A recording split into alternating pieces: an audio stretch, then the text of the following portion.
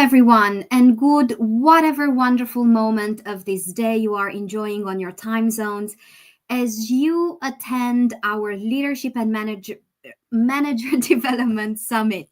And as you saw in the intro, this is 3 days packed with 15 different panel conversations. And you will be hearing amazing insights from no less than 45 speakers. Today, we are kicking off day one, and we will be talking about leadership development framework. So for the next 40 minutes, I hope Jessa will help me bring them on stage. We have an amazing lineup of people. And if we can just start off by asking your help, just drop a small comment in the chat. Do let us know where you're watching us from or where you're listening to us from. And first, you do help us know that we're not stuck in some back loop on the internet. But also, second, you will help us travel vicariously around the world. So these conversations are shorter than our regular 1 hour, so we will try even harder to make the most out of our time today. So maybe let's just kick it off with a short round of intros. And good morning from Ohio. Wonderful. So we're up and running. Thank you, everyone, for giving us reassurance that there is someone listening to our conversation. So I will pass the e-mic around clockwise as you are on my screen. And first, can you just shortly introduce yourselves? And I am so curious, what is the first thing that pops up on your mind when you hear the expression leadership development frameworks? It can be a word, it can be a short sentence. Like, what is the very first place where your mind goes to when you hear leadership development frameworks? Tracy, always so good to have you on my screen. Welcome. Oh, thank you. So good to see you, Manola, and to see all of y'all. I'm looking forward to our conversation. I'm Tracy Brower. I'm the Vice President of Workplace Insights for Steelcase. My PhD is in the sociology of work, so how we affect our work, how it affects us. I write as a senior contributor for Forbes and Fast Company, and I've written a couple of books. My most recent is called The Secrets to Happiness at Work. And I started my career in HR way back. First thing out of college. So it's a lot of math and a lot of decades, but always love HR and the role that we play and the impact that we have with people. And I love this topic of leadership development frameworks. The things that come to mind. One, leadership is so critical, and I think it's harder than ever, and I think it is the future of work. Development is more important than ever in terms of upskilling and supporting leaders so they can support others. And I love this idea of frameworks. How do we think about leadership? What are the conceptual frameworks that we use to make sense of leadership and make sense of how we support people in their leadership development? Thank you so much, Tracy. Shay, good to see you. Good to have you with us in this conversation. Yes, thank you so much for having me, and super excited about this panel as well. And Dr. Tracy, I follow you on LinkedIn, so I love your insights. So I'm happy to be here with such great people.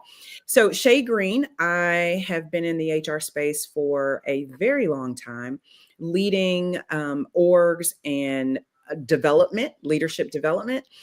For a number of different industries. Super excited again about this panel. When I think about leadership development frameworks, one word that comes to mind is enrichment. We really want to ensure that we are enriching the lives of the people that serve our internal employees. And so I think about the words, one word enrichment, but another word growth. And that's what we're here to do as HR leaders, is to help our teams grow and enrich themselves. Thank you so very much, Shay. Now, you moved around my screen a little bit, so let's go to Jess. Good to see you, Jess. Welcome. Welcome. I'm so glad to be here. Thank you all for having me. I'm excited to dive into this amazing conversation with these other incredible panelists. I'm Jess Goldberg. I'm a leadership expert and company trainer. I've worked with thousands of leaders around the world from companies like LinkedIn, Notion, Microsoft, Google, Netflix, you name the big company. I've probably worked with some of the leaders there, helping them develop and grow. I also teach leadership and communication skills at Columbia University. And I'm really excited to be diving into this topic today because leadership frameworks are my bread and butter. It's what I spend all day, every day developing. I've developed over 100 different leadership frameworks. And really, when I think about leadership frameworks, what I think about is how do we make complex things simple? How do we make the actions we have to take every day easier to make those decisions, easier to make the right decision and to do what's actually going to drive performance? So really excited to dive into all of this today with all of you. Wonderful. I see that Anuj is struggling a little bit with technology. Let's hope that technology will choose to use its powers for good today and he's able to join us.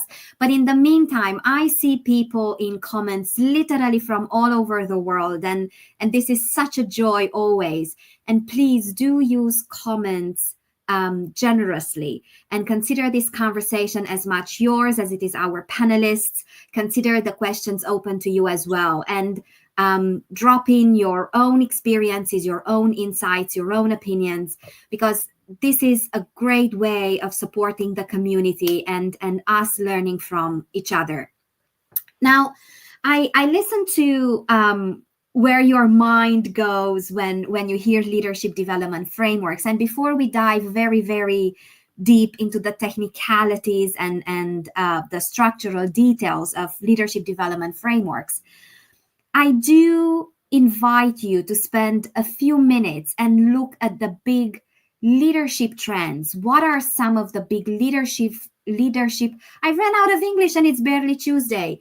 What are the big leadership shifts that we have been witnessing, and how do these translate into the leadership development framework mindset? And for some reason, I always go diagonally on my screen. So Shay, you are our pioneer for this one. And then Tracy and Jess, you know, the unmuting competition officially open. You build your own conversation. So Shay, please. Yes, happy to share. And I know we're going to get into some really good content and subject matter on this topic. Well, leadership development has shifted. The workplace has shifted quite considerably just in the past 4 to 5 years. We are looking at, distributed workforce, needing to make decisions extremely quickly than before. There's a lot of boundaries when it comes to work and life. And so I see these opportunities to shift the way that we are helping our leaders stay abreast of what's to come. So when I think about that, I think about the adaptability. We have to be more adaptable to these changing needs of our workforce. We can't be in the old ways of learning and development. So the things that worked previously in cultures and organizations before have to change because the needs of our leaders are changing. We used to think in competencies. That looks completely different today. I'm sure we're going to talk a little bit about the learning language models and artificial intelligence. You see a lot of companies and industries trying to help their teams be more agile and learn things differently because, again, the needs of the workforce are shifting. So I would say, there are a lot of things that are happening in the workforce, but as far as being adaptable, being able to help our teams work quickly and make decisions quickly and helping them through this change because it is bleeding from work and in our own lives is very, very critical. Such great points, Shay. I love the points about adaptability and that bleed and that boundary issue. One of the things that I think is so relevant right now. I said, I think it's harder to be a leader today than it ever has been. And I think one of the reasons for that is all the emotional labor that goes along with leadership. Like, we come in and we need to do our tasks, right? All the things and check the boxes. But then we also need to be vigilant about how we're doing and how we're coming across and how that's spilling over, because we got a lot of stuff in our lives. And we have to be vigilant about the people around us, because well-being issues, depression, anxiety are higher than they've ever been globally. And they're very high levels of fear and distrust today, according to a global study by Edelman. So I think the best leaders are getting all the things done, but then they're also having to pay attention and really, really think about well-being. The other thing that I think is really different and full of pressure for leaders today is just the context that we're part of, right? Like, leaders need to balance having an opinion, having a point of view, being, expressing and communicating their beliefs. At the same time, they're being really sensitive to lots of other people's beliefs and attitudes and preferences and all of the things that create pressure in the work environment. And you alluded to this, Shay, but the changing landscape of work, we've got to lead from a distance. We've got to motivate. We've got to engage people, even if they're all not, sitting right in front of us from 8 to 5 every day. I think another point of pressure is just the upskilling, right? Like, the skills that work today are the skills that are going to work for about 10 minutes. And then we've got to upskill again in terms of us as leaders, us as HR professionals, building our teams, building our organizational capabilities. And I really, really love the point about tech. Like, as tech takes maybe not whole jobs, but takes elements of jobs, roles, takes over elements of responsibility, our relationship to our work and our relationship to our identity as it relates to our work is going to shift. Like, what is the value that I bring? And do you still need my value? And what is it that I need to deliver to my peers and my colleagues and my leaders? And so I think leaders are going to have to navigate that for themselves in terms of how their work changes, but also in terms of supporting and motivating others around them. So there's no absence of opportunity. There's the last thing I'll say, and then I promise I'll be quiet. There's some amazing research that 69% of people say their leader affects their well-being more than their doctor or their therapist, and on par with their partner. And it's just like incredible. Like, on the one hand, you can say, oh, the pressure, like one more thing, right? But it's also a huge opportunity. And one of the things I love to think about is the family members of your team members know your name. I just think that's really impactful, right? Like, we have a really, really big influence as leaders. So all of that is both pressure and opportunity. Amazing points. And I love that study at the end that you mentioned, Tracy. It's so important and so valuable. They say that people don't leave jobs, they leave managers. And so, there are two big key things when I think about, okay, what's the big picture? How has leadership development frameworks changed? Especially when I look at, the past 50 years and maybe even the past 5 years, there are two big key things that I see. So the first one is that we've shifted from a command and control style of leadership to an inspire and motivate. So when we used to be on the assembly lines and have structures in that way, we needed more hierarchical. As we've moved to more knowledge work, and as we've had people become like their work is more a part of who they are and how they show up and their mental health, they need to be inspired and motivated, which means leadership has to change. Leadership is more around influence. It's more around people skills, as Tracy was mentioning, than it was previously. Previously, it was based on hierarchy. It was based on command and control. And so that fundamentally shifts how do we show up as leaders and what frameworks are we thinking about and what skills do we need to develop. So that's the first one, is a command and control shift to now we need to actually be able to influence people, which means we need more people skills. We need more social skills. And there's a lot of studies that prove that as well. There was a study of Fortune 500 CEOs done by Carnegie Mellon. And what they found is 75% of long-term success is now determined by people skills. Only 25% is determined by their technical knowledge. So that is a big shift because that used to not be the case. Now, the second big shift I'm seeing is similar to what Shay was mentioning. We're moving from a society in which Stability was the key thing that leaders had to focus on. 2, now adaptability needs to be the key thing that they need to focus on.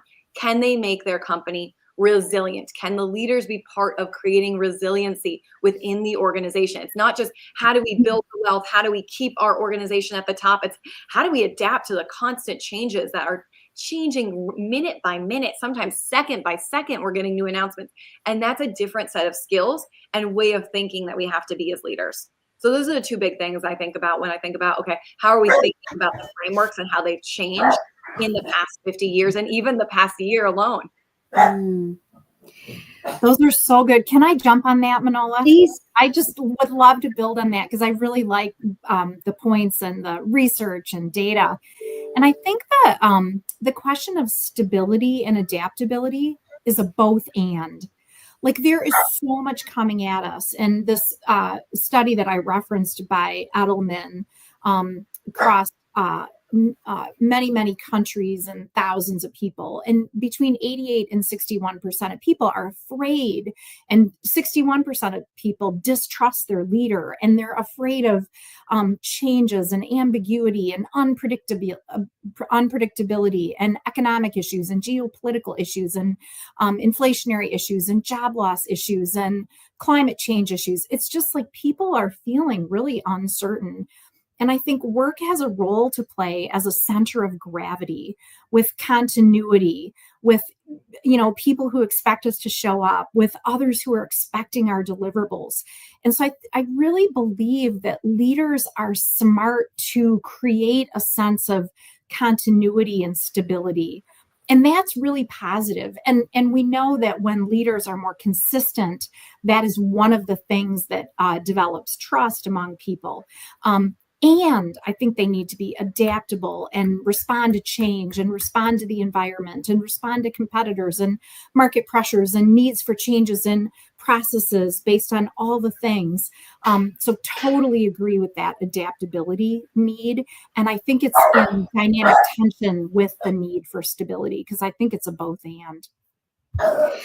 Well, I think you can hear that you're getting jumping ovations from my 2 furry co-facilitators. Please take it as a compliment. They usually snore through the panels, but this one, they decided they would dedicate their full attention. Now, I would invite Jess to lead us into the next slice of the conversation, because I would be very curious to hear what are some of the critical purposes that the leadership development frameworks serve or should serve. And there are extra points available if you can squeeze in one way in which you see them maybe misunderstood or mispurposed or abused, and maybe expectations miscontracted towards what a leadership development framework should address and what it should not address. So, Jess, why should we have leadership development frameworks, and what should we pay attention to? Yeah, absolutely. So this is a great question. Why does leadership development matter, and what should we actually pay attention to? Well, the first thing that we know is that most people, get promoted because of their skills or expertise, but not because they have the skills that they need to be a leader. And so there are different skills that someone needs when they move from being an individual contributor, when they even move from being a manager to being a director, from a director to being a VP. There are different skills that are needed. And so we need to help support people in developing those skills. And we can't just assume that they will get them naturally. We need to actually create frameworks so that they can actually learn those skills. And so when we think about, okay, how do we actually build great leadership development frameworks? As someone myself who's built, over 100 different leadership development frameworks for, hundreds of different organizations, the first thing I look at is what are the actual company goals? What are the key things that we're trying to achieve here? Then how are the leaders? What are the roles that you're hoping your leaders will play in helping achieve those goals? And then what is the company culture you want to build? And the reason why culture is important is because it's not just a feel-good thing. It is important that the employees feel good, but actually employee engagement right now is at an all-time low. And when employees are not engaged, they don't perform as well. So if we want to meet those company goals, we have to pay attention to what do the employees need And the big part of that is the managers and leaders. So when we are looking at developing frameworks, we have to say, hey, what's the big picture goal we're trying to achieve? What's our company mission? What's the good we're trying to do in the world, or the thing that we're really trying to achieve? How can our leaders help us do that? And what role are they playing with their teams and with this goal that we're trying to achieve? And that's how you start to build that framework, is you start to look at those key criteria first. And that builds the foundation. And you mentioned, okay, what's the mistake people make? Well, the mistake is kind of one or the other, where they only focus on how do we get the goal? How do we get the results? How do we move faster forward? We need our leaders to drive us forward as fast as possible. And they focus only on that, and they forget about what's the emotional well-being of the employees, and how do we bring them along on the journey, and how do we make sure the leaders are good at that? The other side of the equation of the mistake is we do the people-pleasing approach, where leaders are so only focused on how do my employees feel.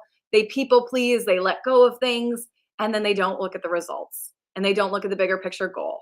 And so when leadership development frameworks focus on only one of those two, we don't drive things forward, and we don't actually create a healthy workplace.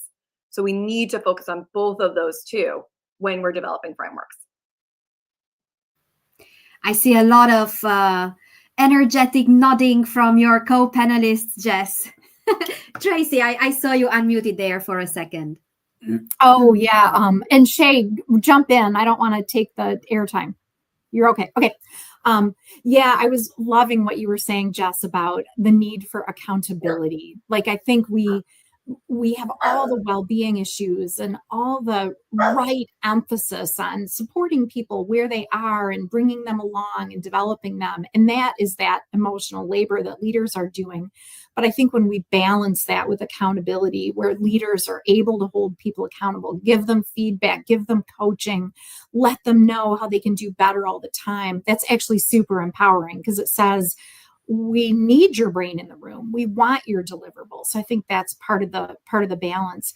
And I really, I think that one of the things that a leadership development framework does, and I love the way you asked that question, Manola, what's the purpose for a leadership development framework? I think a really big purpose is to help us focus on the future. I always think leadership is fundamentally hopeful, right? It's about expectations. It's about performance planning. It's about setting goals. It's about setting expectations. All of those are future focused and fundamentally hopeful and optimistic for that reason.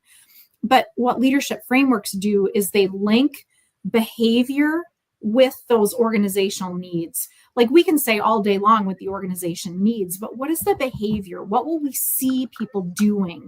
What will we hear them saying? What are the behaviors that we can be really specific about, so that leaders and the organization knows what success looks like? That's one. I think another purpose for organization development frameworks is setting expectations. Like, let me know what those expectations are, and being really clear about what do we need to learn? What are the skills that we need to learn? The people skills, the soft skills, which aren't really soft, the technical skills, the, specific skills related to our core competencies. And then I think another element of that framework is thinking about the modes of learning, right? Like, I can learn side by side with my team member. I can learn from a mentor. I can learn by myself in a, computer-based learning. I can learn in a workshop. So thinking about what works best for people and having that mix. And then I think the other really key thing, the elements of the leadership development frameworks that I've seen that I like best and that work best, also contextualize the need. Like, one of the things that makes leadership hard is that it's fluid, right? Like, different people need different things. Different situations need different things. Different days that I'm kind of with it more or less, I might, need to manage how I show up. And so a framework that offers that consistency in terms of what we expect from leaders, as well as a way to think about how we apply those skills in different situations, is another purpose for a really robust leadership development framework. I 100% agree with Dr. Tracy and Jess both. I'm going to say, just in layman's terms, you want leadership development frameworks so your teams can be good to the people that are doing the work. We want people to want to come to work or do the work. So that's number one. Number two, one of the things that we need to be mindful of is measurements and metrics. You really want to have that as a key part of any leadership development framework work. And it needs to measure behaviors, which is a little bit different than specific outcomes. And so I like this effort of measuring behaviors throughout the entire, program or whatever is developed, because that's going to help you link back to what is happening within your culture. So just in brief, I agree with everything that these ladies have both said, and just adding those two key points. Well, Shay, I would ask you to hold on to the e-mic just a little bit longer, because you did make a mental post-it for me very early on when you mentioned tech. And I think we've been holding out long enough, almost half of our conversation, and it's time we bring AI into this talk. I'm sure people started thinking about how to use AI in either developing leadership development frameworks, or, back to your most recent point, tracking and measuring and keeping people honest to the pace and the direction of implementing those. So please, this is the tech moment. How does tech come into this conversation? Tech is a part of every conversation today. I mean, everything that you read or see or are doing in organizations is about, artificial intelligence, learning, language modeling. And I believe that we are in the tech space for all organizations.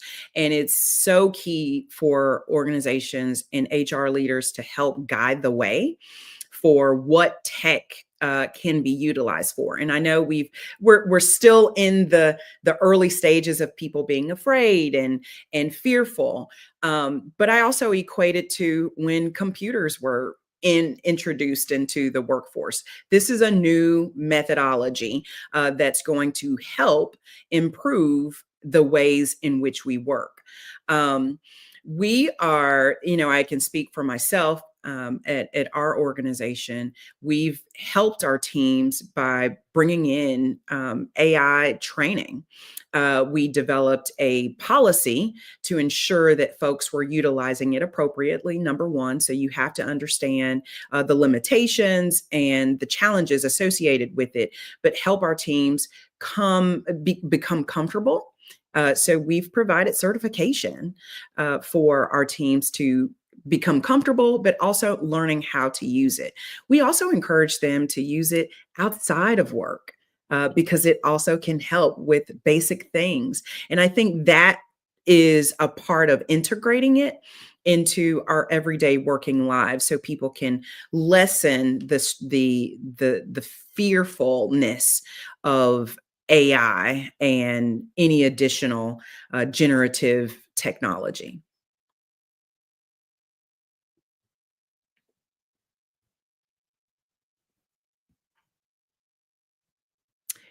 You're on mute. Of course I am. I was saying something deeply profound. I was just acknowledging also the energy in the comments on the topic and thanking people for being so present in our conversation. Tracy? One of the things that I think is really helpful, and I love your comments, Shay, about it's about how leaders are going to use tech and how they're going to support others in the use of tech, right? Because the number one way we learn is through watching other people, listening to other people, experiencing other people, and we tend to over-index on leaders. So when leaders are embracing and testing and experimenting and trying within the right guardrails, I think that sends a huge message. And I think that one of the things that's really interesting is if we think about always kind of individual, team, organizational, I always like that kind of mindset for a lot of the things that we're thinking about. Like, how are leaders using tech, leveraging tech? How are they empowering their teams and using it in their teams in new ways? In what ways are their uses affecting the organization, right? So that's one way to think about tech. The other thing that's really fascinating, there's some great research on where tech can be most useful in the learning process. And it is all about coaching, tutoring, tutoring, and after that, tutoring. We can learn a lot from tech in terms of what it can tell us when we ask it really good, nuanced, directive questions that are iterative. There's a lot that tech can do in terms of comparing and contrasting, or writing first drafts, or editing, or giving us feedback on our first draft, or even brainstorming. But where tech can make a huge difference, and I know Manola's dogs agree with this one, is in tutoring and coaching. Like, there's so much research on how when we do something and tech gives us feedback on it, there's a really fast feedback loop. So as we think about learning and leadership development frameworks, how we use tech not just as the outcome we're seeking, or the behavior we want more of, or the competency we want to build, but how are we using tech in the process of developing leaders? I think that's a really interesting way to think about it. Great points on, how do we think about using tech, and how do we use tech ourselves? And I would just add one additional element to this, which is like, okay, as we're upskilling on tech, we also have to think about what are the other things we need to upskill on that are now crucial skills, that are not technical skills, but those critical, more humanistic skills that are now not going to be replaced by it. So there's something, so I used to be the VP at an AI robotics company, and something that we always call it is human in the loop, that we need humans in the loop at various stages of using AI to be checkpoints, to be evaluators. And that means that we need to increase our moral decision-making ability. We need to increase the ability to have difficult conversations around ethics within the workplace, because the ethics of the model that we're building, or the way that in which this model is going to be used, or the function that we're building, or the agent that we're building, what are the system instructions that we're putting into that? Well, that's the human that's deciding that. And that means we need to increase our ability to make good decisions, to be able to have complex and controversial decisions with someone else. Because, well, one person might say, hey, we need to lower content moderation. Another person might say, hey, we need safety on this platform. And whatever that decision is made, that's going to, impact lots of people. And then that model might be running in that way, but we need the humans in the loop to make those decisions. So we need to be better at decision making.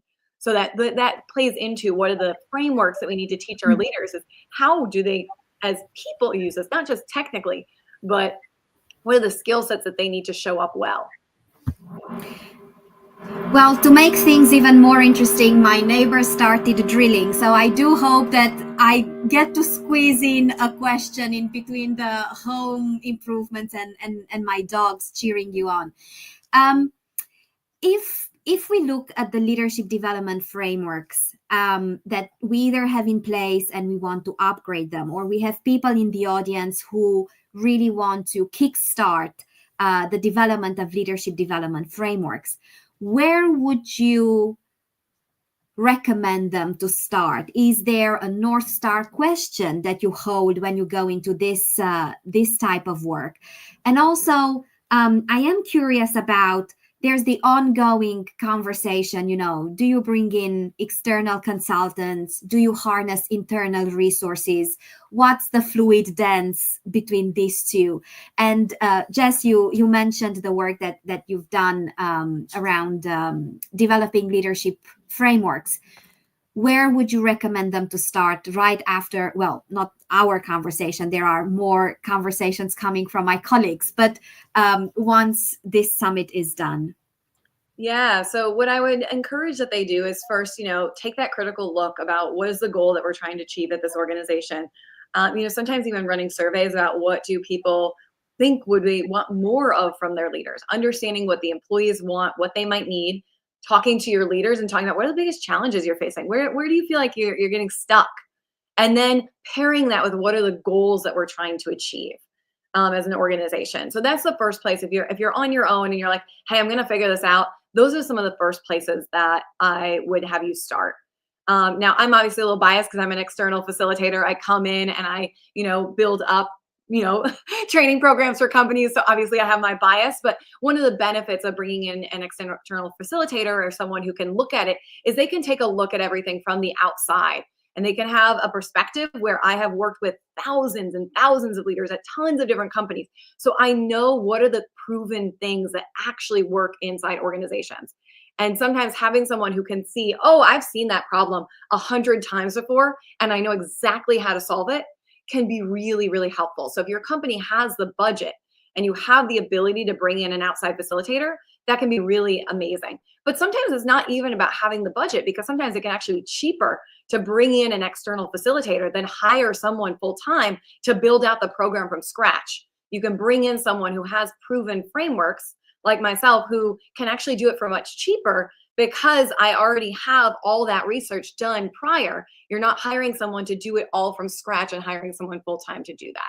So that is some of the benefit of bringing in an external facilitator, is you have that domain area expertise who really knows their stuff, and you have someone who can sometimes do it for less expensive than you would be able to do it in-house, because they have all the other resources that they can make it a little bit easier. And so, if someone wants to learn more about my work, I'll throw it in the chat in a moment and they can find out how they can connect with me.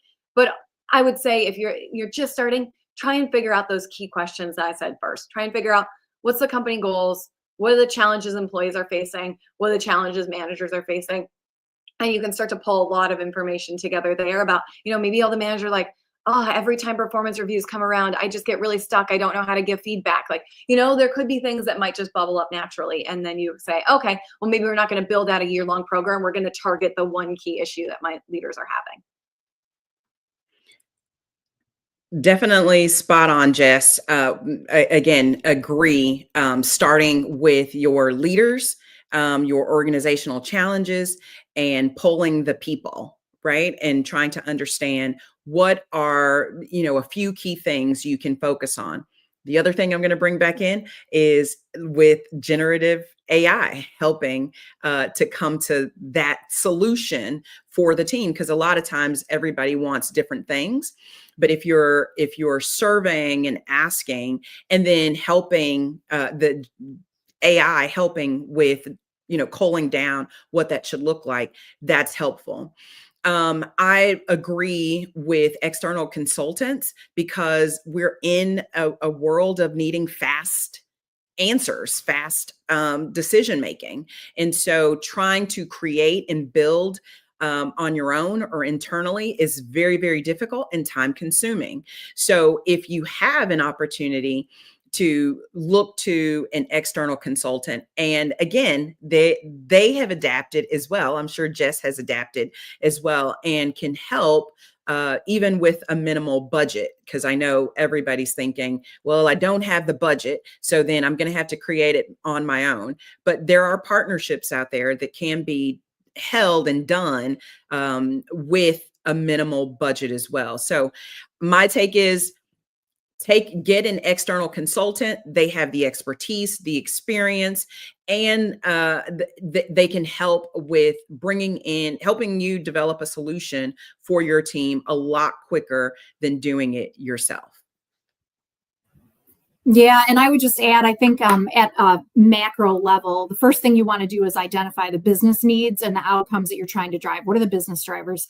Secondly, you want to figure out, what are the behaviors that support that? What are people doing? What are they saying? Third is, what are the skills or competencies that people need in order to demonstrate those behaviors? Fourth is, what are the learning methodologies that are going to help you achieve that? We talked a little bit about that earlier. And then fifth, how will you measure that? And what are the ways that you'll know if you're there? And that's a beautiful loop, right? Because that gives you a sense of whether or not you've achieved those outcomes that you started with. I think it's also super wise to bring in that external perspective. And I also think it's really wise to look at other frameworks. The Hershey Blanchard leadership framework is brilliant. It's classic, and brilliant. The Denison culture organizational framework is brilliant. fabulous, super correlated with organizational results. The Johari window model is also really helpful to understand ourselves and other people and how those dynamics work. And there's a really great model of development and leadership that looks at consciousness and competence. To what extent are we consciously competent, unconsciously incompetent, etc. I just really, really think that external focus and understanding some of those elements is also really helpful as you're developing your framework. Thank you so very much, Tracy, Shay, Jess, everybody in the audience. And I hope you will stay on for amazing conversations today and then tomorrow and the day after tomorrow. Thank you also for so graciously putting up with my life happening a bit more intensely than anticipated today.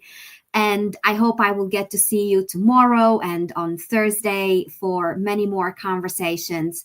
And in case you enjoyed everything that you've been hearing and you want to check the recordings, go and check them at hackinghrlab.io. And please do make sure that you say a big wholehearted thank you to Jessa and the team that takes such great care of us and make sure that everything runs smoothly. Thank you. Enjoy the rest of the day. Enjoy the rest of the conversations and see you around. Thank you.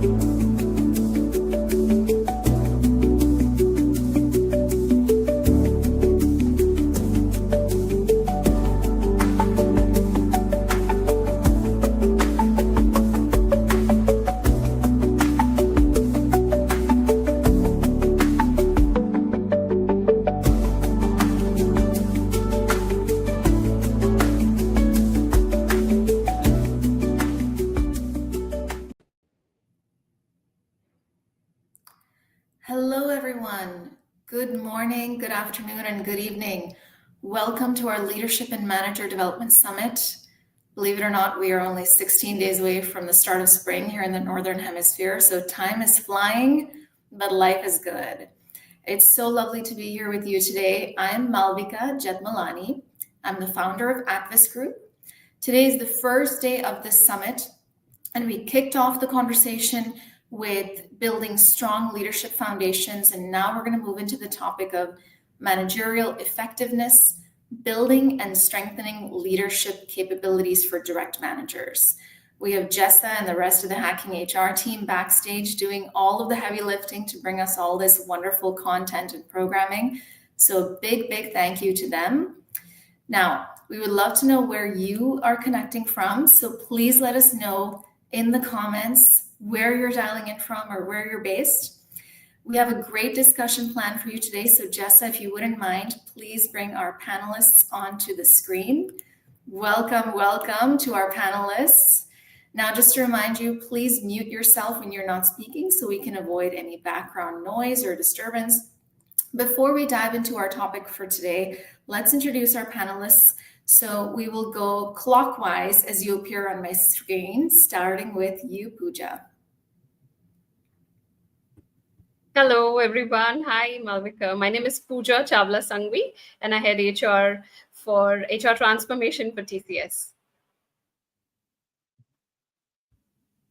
Deborah? Hi there, I am Deborah Corey. I've got a bit of an interesting job title. I made it up myself. It's Chief Pay It Forward Officer at a company called Step It Up HR.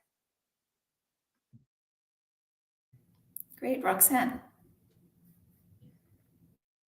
Hi, everybody. I'm Roxanne Lotso. I'm a people analytics and talent strategy leader working in tech company for the last few years, but I also do executive leadership coaching and development. Janae? Hi, everyone. My name is Janae Norman. I'm calling from Nashville, Tennessee, and I am the Director of People and Culture at Rebrandly. And this is a SaaS management company. And last but not least, Leah. Hello, good morning. My name is Leah Knox. I am the Director of Culture and Organizational Development for Globe Life, a life insurance company based out of McKinney, Texas, which is just a little bit north of Dallas. Wonderful. Thank you all. I can already tell from our illustrious panel of experts that we're going to have a great discussion today. So we're going to dive right in. We don't have too much time. So we're talking about managerial effectiveness. So I want to kick off the conversation by understanding how you all define and assess managerial effectiveness, including any KPIs or metrics you use. So we'll go in reverse order this time. Leah, let's start with you. And then everyone else, please feel free to unmute and contribute to the discussion. Fantastic. Thanks so much. I like to go first. I don't have to worry about everyone else taking my things off my list. So I think I use a very formal definition of manager effectiveness, right? We want to understand how well a manager, which we define as a leader of people, is able to successfully lead and develop their team so that they are in support of and successfully achieving organizational goals. That's our ultimate outcome there.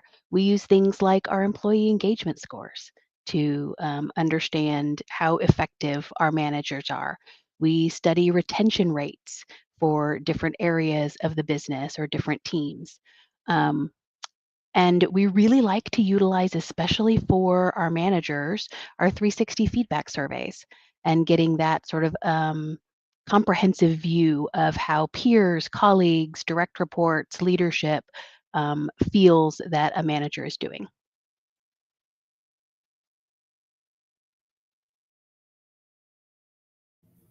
Anything else to add, others?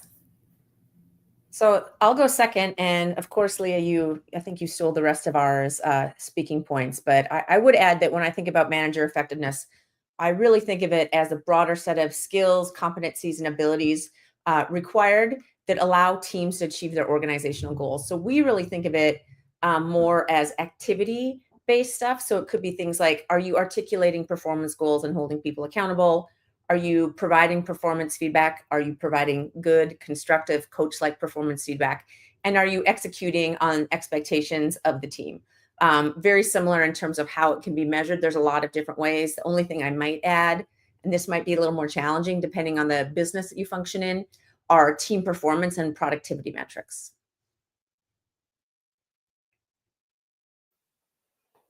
Yeah, I guess just layering on this for me, and it's zooming out just a little bit. It's more about attaining that sweet spot. So if it's effective for your people, it's effective for you as a boss, and it's effective for your company. So it's a win-win-win. It can't just be effective for one group. It has to be effective across all organizations. And I guess if we're adding in KPIs, I'm just looking at my list. And this one, similar to what Roxanne said, is probably hard to measure, but things like well-being, as we know, a manager has a huge impact on the well-being of their people. So I think that's something that we absolutely need to add into our KPIs when we measure how effective they are. And then I'll just add to that really around like, how are they also measuring and self-reflecting on their effectiveness? Are they understanding that leadership skills are a continuous development and effort? And what are they doing to make sure that they're not only continuing to develop their team, but themselves as well, whether it be that goal achievement or project completion, but what does the team output look like year over year versus just one stagnant metric? Yeah, I think everybody has given some great points. I'll probably summarize. So according to me, like managerial effectiveness is the ability of a manager to achieve the business goals while fostering a high performance team, team that is engaged.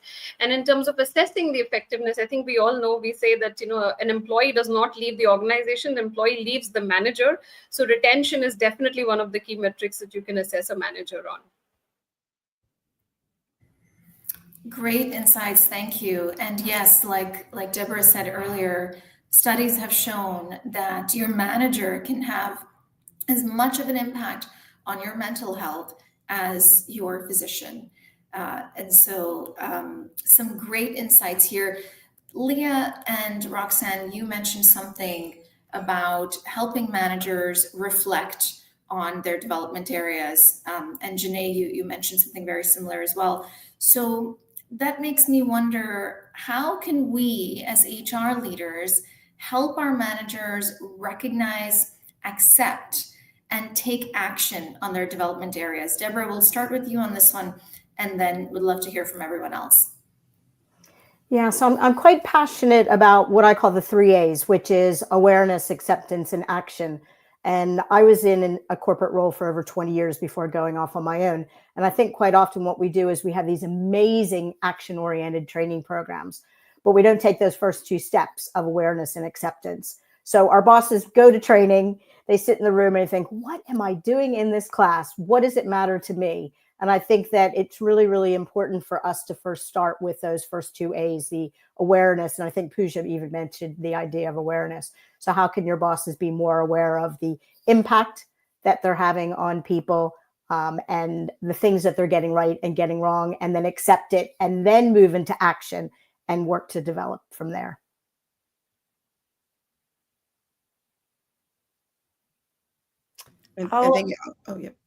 Sorry, I'll go quick. I'm going to add in there coaching, assessment-based coaching. So my previous life, I was a Hogan consultant, and I still do some assessment-based coaching and debriefing on that side. I think that's a really powerful tool because you're getting data that's both quantitative and qualitative, and you can really help a leader identify some of their opportunities and also what some of their really greatest strengths are and how to really utilize those more. So I think assessment-based coaching with a very good tool, that's really key. But also someone who really knows how to have that meaningful conversation, because it's all around, Deborah kind of mentioned, increasing self-awareness, being aware of how you're coming across, what is your leadership style, but also being very well aware of what is your team style. It's not all about teams adjusting to managers. That's an old school point of view. It's really around, how are you being a good leader by recognizing that your employees and your teams have uniquenesses in how they interact, their styles, the behaviors, just like you do as a leader. Yeah, I think uh, just to hearken to what you said, first of all, I think it's really important for companies and organizations to understand that managers don't know how to manage, right? Just because they get promoted into a management role, there's no download to their brain automatically that they suddenly know how to manage. So we have to have tools and equip managers, new managers, to manage effectively. I think data driven decisioning is really important, and that emotional intelligence component, right? Being able to understand yourself, understand your team. And I really love the comment, Roxanne, that you made, that the old school thinking is that your team has to adjust to you. I tell all the new managers that I work with, right? It is incumbent on you as a leader to adjust to your team. That is part of the gig when you get to become a people manager, right, wrong, or otherwise, right, whether you like it or not. And so really starting them off on the right foot with that knowledge, I think, is really important. Yeah, adding to what Leah said, I think first-time managers, they're a completely different bunch of people to handle, right? When you're handling managers who are new, they need to learn a lot of things from scratch, having difficult conversations with people, understanding different leadership styles, figuring out what works best for your team. All of those components. So we do have like programs specifically designed for first-time managers, and then the mid-level managers, and finally the senior managers, because the requirements at all stages is completely different.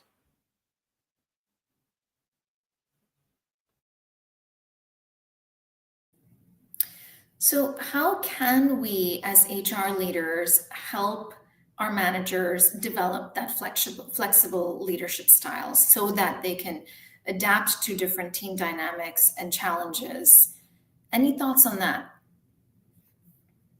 I think Leah said it perfectly. They don't know how to manage. So one thing I always like to tell first-time managers, even more senior managers, is you want to be kind, not nice. I think as new leaders and managers, we over-indexed on being liked by our employees versus driving results. So really working with them to how do you balance that empathy with a sense of accountability? And it comes with being kind, not nice, and really honing in on like, hey, this is where we may focus on the situation or the behavior and not the person, and really drive them to the results of, yes, we know we are fully remote. They may have 3 kids, 4 dogs, and 2 cats, but these are the results that we need to drive for Q3. So how can we really get there while also making sure that you're supporting them as a leader? Yeah, I guess adding on to that, I think one of the problems that I've seen with first-time managers is you get promoted because you have all the answers. And then all of a sudden you're a boss for the first time and you think, I have to have all the answers. That's why they promoted me. That's why I have to do it. So I think you sort of talked about that. You almost have to take a step back and think about, okay, I'm at the beginning of my journey. I need to take a step back and understand, what exactly do my people need from me? Don't assume what they need. Don't think I have the answers for them. And then go from there. Yeah, I'll say from sorry, please go ahead. Go ahead, Tricia. Leah. Okay, all right. No, I was just adding that, while we have these dedicated learning programs for managers in various stages, at TCS, we strongly believe in living agile. So being agile is ingrained deeply in everything that we do, whether it is processes, policies, programs, or people. So our employees pick up this agility, this flexibility that Malvika asked about, right? It's ingrained in the culture. So I'd like to emphasize the role of the company culture and values here. Even through our company values, we foster an entrepreneurial mindset, decentralized decision making, which empowers our managers to make decisions on the go to make sure that it's right for the team, and to constantly adapt to the changing situations on the ground. Yeah, I'm going to go back to my soapbox of assessment-based coaching and feedback, because I think all of these things are really important, but I also think it's really important to start at a baseline. I think new managers especially, and even managers who have been doing this for a while, need to understand kind of where do they sit currently and where are some of those opportunities. And I think it might have been Deborah or Leah that mentioned adding 360 feedback into that. That kind of gives an extra set of information to help leaders understand, well, how am I actually coming across? I think I'm doing a great job, but there's actually these certain scenarios where maybe I'm not having the impact I want to have. So I would say all of the above, plus add in that baseline so people really understand where they stand and how others view them. So I hate to jump in again, but it pivots really well to what you said. So I just wrote a book called Bad Bosses Ruin Lives, the building blocks for being a great boss. And in it, we talk about the 10 types of bad bosses. And it's a really interesting exercise because what we do in workshops, and you can do this in your company, is you look at what does the boss, the manager, think of themselves against the 10 types of bad bosses. And then to your point, how do your people assess you? And the disconnect is absolutely amazing. And to me, that's where the magic. So similar to the idea of 360. Yeah, that's fantastic. We utilize 360s quite a bit as a very tactical thing that we can do. We also, in our company, we focus on DISC as an assessment. But I think whatever assessment makes sense for the organization is just as good as any other, right? They all measure slightly different things. And then the last thing that we do, or I specifically do with managers, really at all levels, sort of a theoretical perspective, I really talk a lot about the situational leadership model and what that leadership model, that theoretical model is, and how they can apply that. Right, changing your leadership style slightly to fit your team or even to fit the task. So sometimes it flexes quite a bit. And that's not always natural for managers. So that's another really tactical thing that we can do. Great. And I love this distinction between kind and nice, right? Someone mentioned, Charlene Frank mentioned in the comments, empathy plus accountability equals good leadership. And I love that equation or that framework. When I would lead manager development programs, I would always remind managers that direct feedback is kind. It is kind to help your people understand where they stand and develop and grow and prepare for future roles. So we're going to pivot a little bit. It's 2025, so we have to talk about AI. It is the law. And so I want to know how you all see technology or AI influencing the role and effectiveness of managers going forward. Roxanne, we'll start with you and then would love to hear from others. Absolutely. So I think it's really important to make the distinction here because I think there's still a lot of confusion about AI and it's still really new, is that AI is going to augment versus replace managers. There's always going to be a need for managers, right? We're never going to fully get rid of that human element. What it's going to enable them to do by augmenting how they work is allow them to be more strategic, more people focused, be more effective by reducing some of the administrative kind of cognitively tasking tasks. So think about personalized coaching plans. So depending on what system or tool or type of process you use, you can have personalized development coaching plans sent directly to a manager's inbox. It can be based off of activity data. Hey, Roxanne, I've seen you've met with Deborah 3 times in the last month, but you haven't met with Leah at all in the last month. So as your direct report, you need to set up time with Leah. Here's some of the things that you should discuss based on your last conversation. So I think just really giving managers that step up, that step ahead to kind of like put it out in front of them, what they should be doing and how they can do it will be really important and really valuable in helping managers get to doing manager things and driving performance instead of worrying about the day-to-day tasks that take up a bunch of extra time.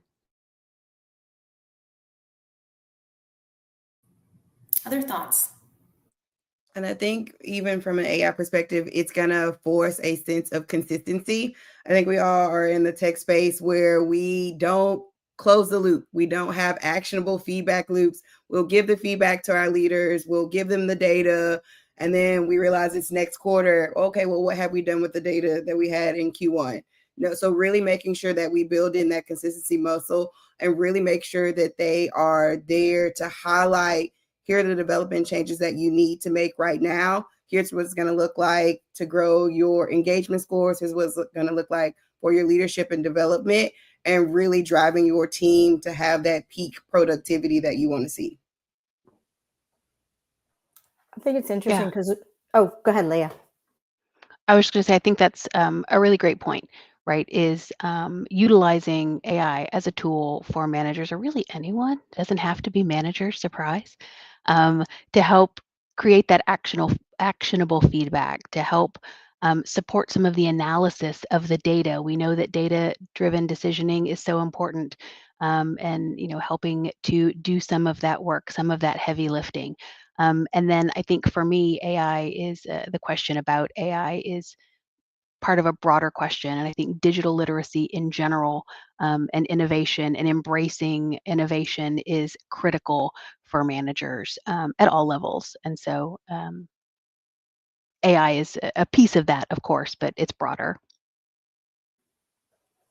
I was just going to add that for me, I think the biggest thing that we need to think about is taking that step back and thinking about how is AI going to change the role of a manager? And I'll compare it to when all of a sudden we have people who work remotely.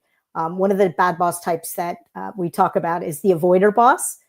And it's actually the number 2 most common type of bad boss, somebody who just doesn't know how to give people time. And I genuinely believe it's because a lot of bosses just have not pivoted yet in how do I manage people from a remote perspective and hybrid perspective. So, and I think the same thing is going to happen with AI. We need to think about as leaders, how do we help our leaders understand how their role is going to change? How do they communicate differently? How do they lead projects? And the list goes on and on.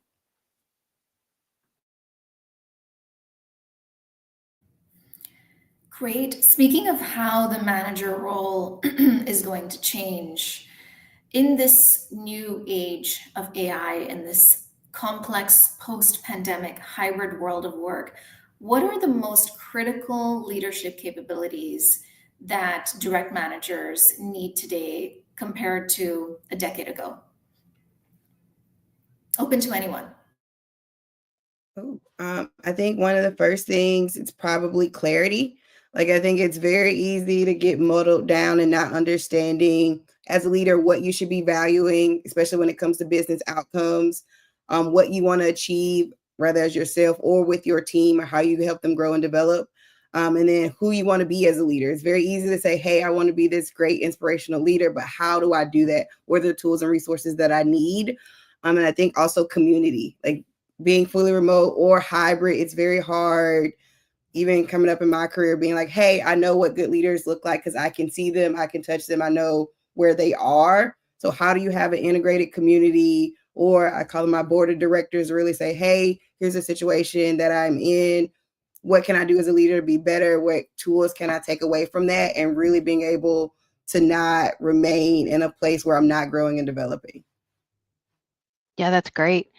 I think for me, some of the really critical things are embracing collaboration versus the old school way of command and control, right? That hierarchical down, and really embracing that collaboration amongst your team, amongst the organization, your peer groups, things like that. And then I talked about digital literacy a minute ago, but cultural competence, and whatever that means in all of its forms.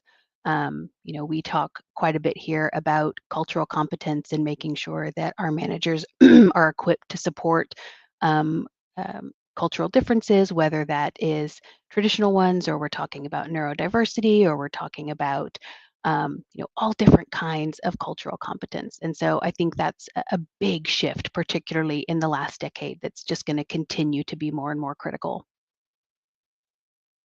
Yeah, I would just add that, the way that we work, the world that we work in has transformed since the pandemic, right? And so even though there's a lot of back to office activity, by far and large, we're still working in a hybrid environment for a lot of organizations. So I think that's a very new thing for leaders. And it's not a situation of people being in different offices. It's people being in their homes, maybe not living near an office, not having the ability to go into an office. So I think that competence around how am I actively engaging and including and creating an environment of fairness and equity for my team, my employees who might be based in a completely remote scenario, I think that's really challenging. And I think it relates to a lot of what we've talked about. It's about self-awareness. It's about having the emotional intelligence to understand how to have meaningful conversations with somebody that you might never see in person. It's about agility. It's about using data-driven analytics to understand how your team is doing. So I think that's really changed a lot of what the expectations of managers can and should be. Yeah, adding to what Roxanne is saying, I think emotional intelligence and empathy is an extremely important skill now than what it was probably a decade ago. DEI was often just a compliance or an HR-led initiative, but now leaders must actively foster inclusive environments and integrate DEI into their business strategy. So I think that's one point. And secondly, I'd also like to talk about the digital and data fluency. Managers today must understand AI, automation, and analytics to be able to make informed decisions and to be able to drive engagement and innovation in their teams. Yeah, and just picking up on that, a model that we created when we wrote our book, and I love writing books because I talk to all these thought leaders. I think someone mentioned Kim Scott, and we interviewed her, we interviewed all these people, and at the end of it, it's a bit scary. We came up with 14 building blocks to be a great leader, but I think it talks about what everyone's been talking about, how we need to be agile, we need to support the needs of different people. But to me, the 6 that are so important are what we call the foundation, or the 6-pack, because they hold you up. And a couple of you have talked about it already. Things like respect and trust, empathy, compassion, authenticity, and vulnerability, because a computer can't do those. Those are the things that we rely on humans to do. And they're just so important. And unfortunately, in organizations, I don't think we spend enough time on them. It sounds like people on the phone on this webinar definitely do, but I think more of us need to focus on these 6.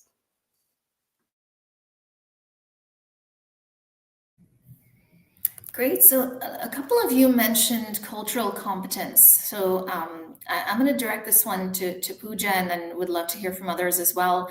So Pooja, you've worked across different countries and with managers across the globe leading multicultural teams. In your experience, what are the most common or most critical traits of manager effectiveness in a cross-cultural setting? Yeah, thank you, Malvika, for that question. I feel that, for any team member, it's their immediate manager who plays a pivotal role in shaping their career journey and creating a worthwhile employee experience. So the manager not just represents the company, but is also the first line HR representative for their team members. And I strongly believe that every manager is also the custodian of the company's values and culture. So it's their responsibility to foster the right culture for their teams and in their areas of influence.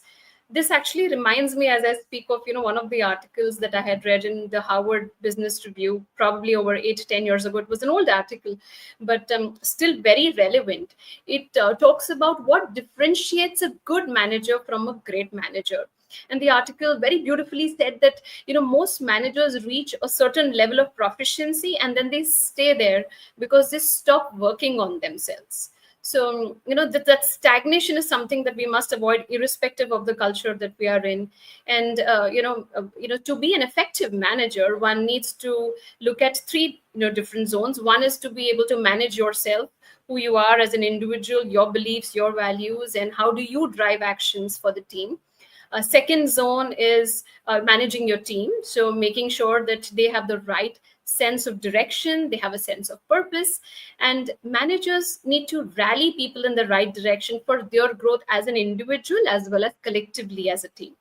And finally, I think the third zone, which is, I think, very overlooked one, is managing your network. Managers know that they cannot avoid conflicts and competition within the organization or outside. So they need to build and nurture these ongoing relationships with the larger groups within or outside the organization. So if a manager is able to manage these 3 zones, is able to understand the diverse perspectives, I think they'll do a great job. So I've had very many global roles throughout my company or throughout my career. You'd never know from my accent, but I actually live in the UK. And whenever I want to help people understand the whole aspect of cultural, I tell them a silly story, which I'll tell very quickly. So when I moved from San Francisco, where I was doing great as a boss, and I moved to London, after 3 months, someone pulled me aside and was very brave and said that they have a Deborah Corey support group that meets every Friday and shares stories of how I had made them upset or cry. And it was all down to me making silly cultural differences, not taking the time to understand what my people, now this was 20 years ago, so I'm better now, but understand what my people wanted, what my people needed, the cultural differences. I just assumed we spoke the same language. We were similar, and that was so wrong. So it was a big aha moment for me. And I hope my embarrassment helps other people. Yeah, I think that's great. And uh, I think it's important, even in an organization. I have worked in global organizations previously, that my organization now is primarily US based, but we have employees. Our employee base covers um, a multitude of cultures, right? Our employee base is global. And so, really making sure that we are focusing on that cultural competence and things like how to communicate, right? What is the appropriate style of communication between different cultures and folks from different parts of the world is really important. And it's one of those foundational things that we try to make sure we're teaching really all of our employees. Again, that's one of those things that's not specific to management. It's important for everyone. I think it may be a little more fundamental. Is a lot of my team is international, but a lot of them have English as a second language.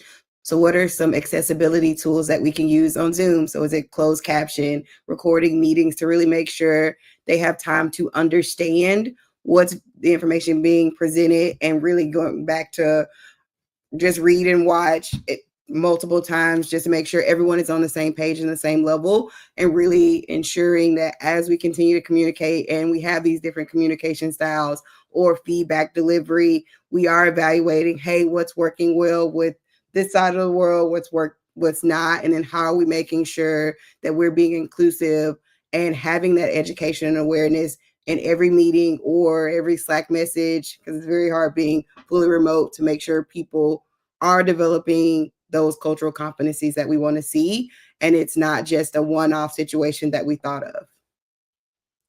Yeah, I would just add one quick thing, and it may not be as easy today as it has been, but I think it's really important to travel and spend time with teams in different cultures and countries.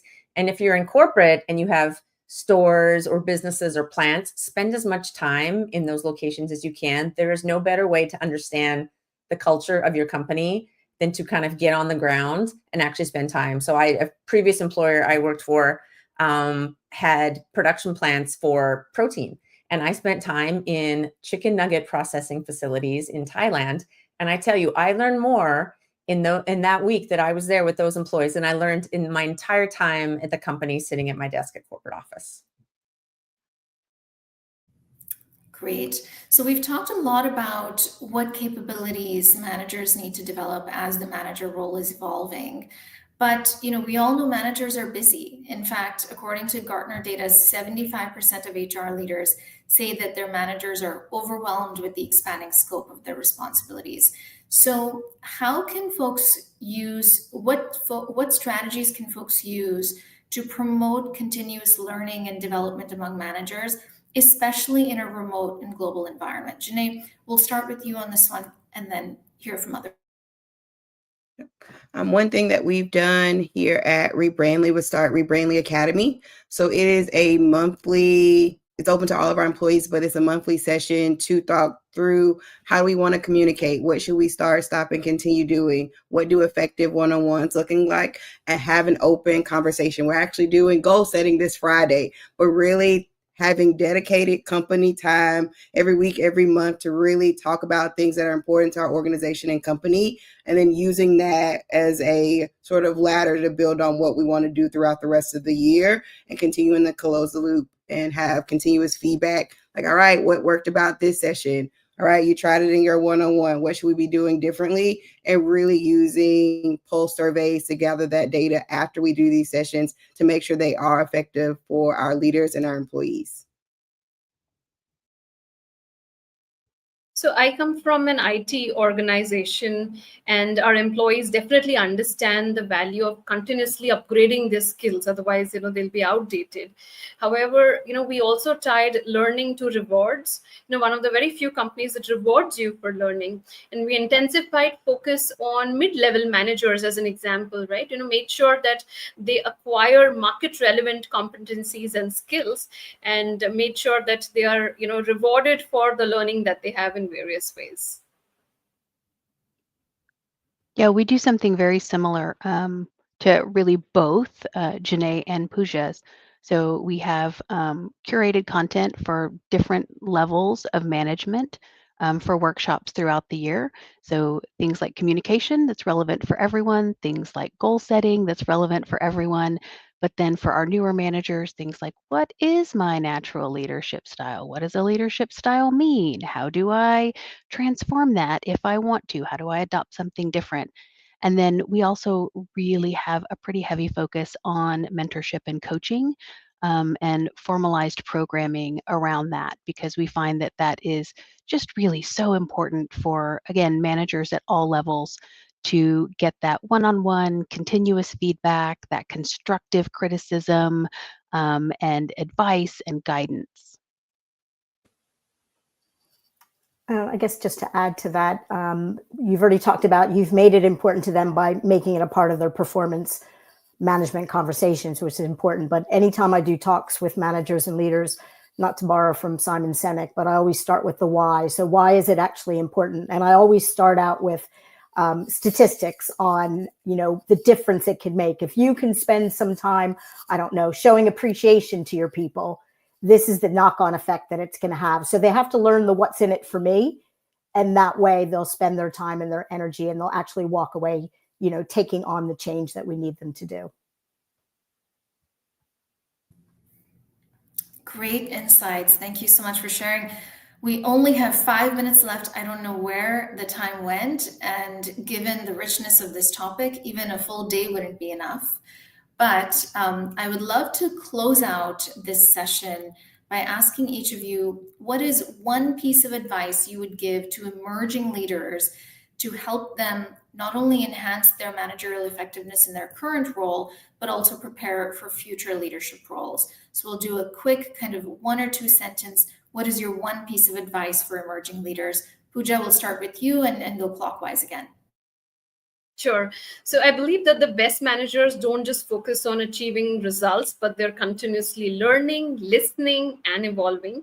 So my advice would be to lead with curiosity, ask questions, seek diverse perspectives, and last but not the least, invest in people, because leadership is all about enabling others. And so your success is measured by your team's progress.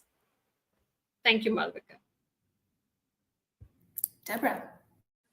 I'm going to go back to my 3 A's, which builds on exactly what you said, Pooja. So it's all going to start with being aware, looking in the mirror, having people tell you what they think of you, and then accepting it. The survey that we did said that 99.6% of people have had a bad boss.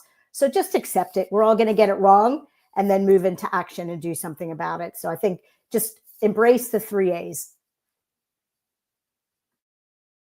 Roxanne? Yeah, and I would say it's really important to proactively develop a habit of continuous learning and adaptability. Again, that the world has changed in the last few years. The world is changing right now. The world will continue to change.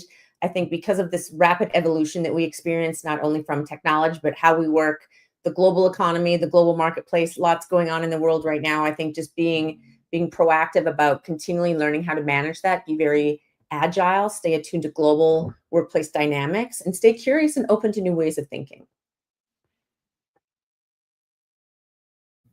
Janae? Yep.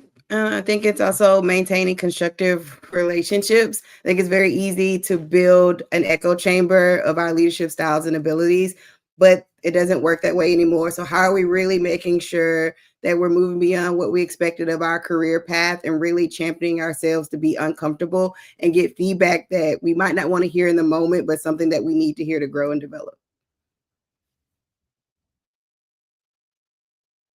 And Leah? So I think what I often tell people is embrace an opportunity.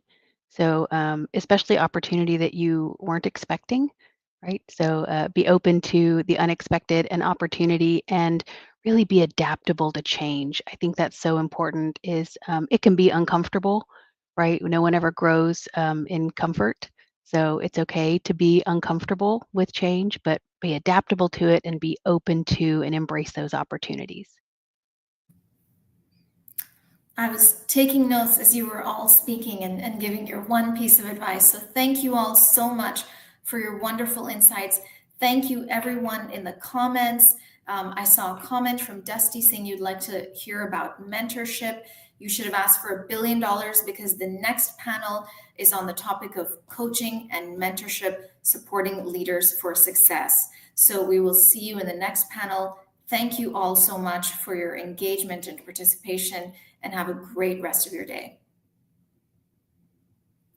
Thank you.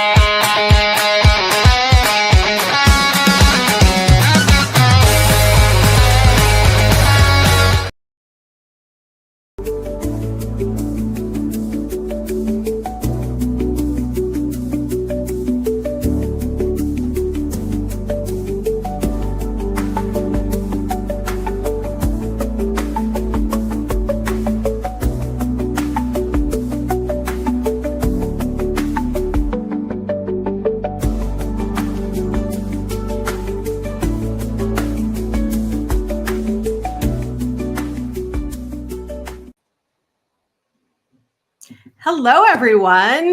Good day. I hope you're all having a great day so far. Welcome to the Hacking HR session, the Coaching and Mentorship Advantage, Supporting Leaders for Success. I am your moderator for this panel, Lauren Lefkowitz. I am an executive coach, and I am a 20-year HR executive and leader. And talking about HR, coaching HR leaders is absolutely my favorite thing to do. So I'm so glad to be here with you today. Let's welcome our panelists to the stage, and let's have them introduce themselves so we can get started in the conversation. So in order on my screen, I have Krista, and then Paul, Christy, and then Lucy. So let's go in that order to introduce ourselves. And if you can tell us who you are, where in the world you are, what you do for work, and why this topic is meaningful for you. We'll get started there. And if you could stay muted while you're not speaking so that we can limit background noise. So Krista, get us started. Yes, hi everyone. My name is Krista Vaught. I am in Nashville, Tennessee in the US. My background is, a lot of it was in higher education, and then I moved into learning and development, still in higher education, and now I'm outside of higher ed, but still in learning and development and employee experience. And one of the things that drew me to coaching and mentoring, it was almost like a natural pull, but I saw how powerful and meaningful it was for individual employees, more so than like taking a course or taking a workshop.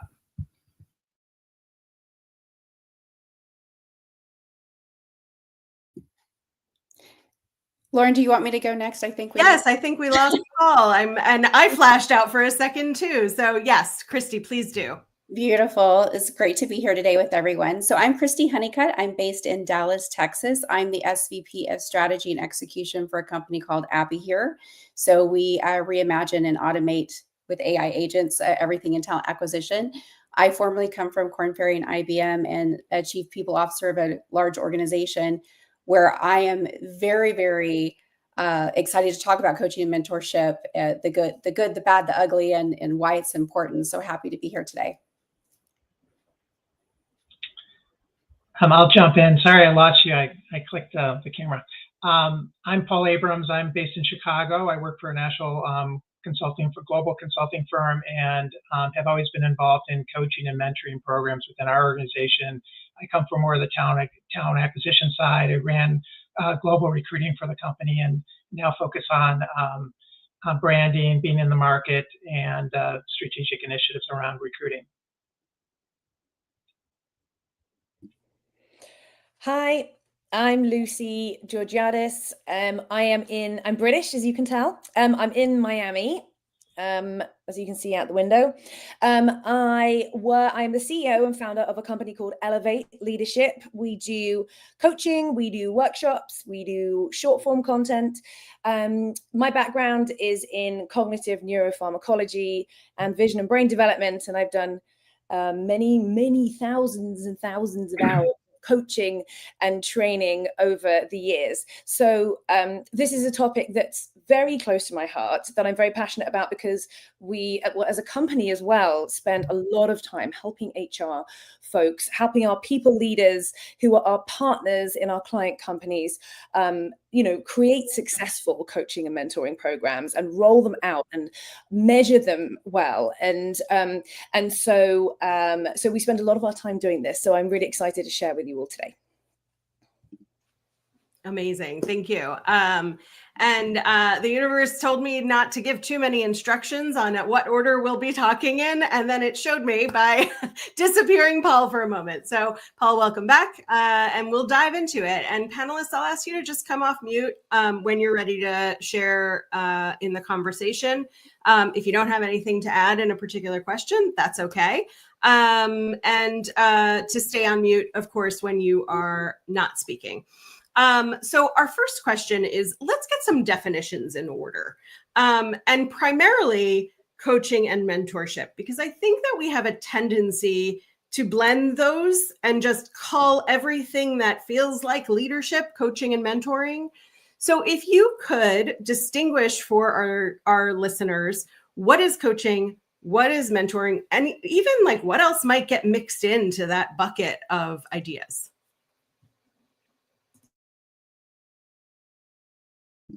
All right, I'll go. I see. We get asked this a lot. I see coaching as being, well, if you're pure coaching, you are really just asking questions and trying very hard not to give your advice, your opinions, your past experiences. You're very much asking questions, being insightful, acting as a mirror, helping them come up with the answers for themselves, as opposed to, and of course, as a coach, you don't have to have done their role before. We coach, I'm sure all of you who are coaches, coach a broad cross-section of people.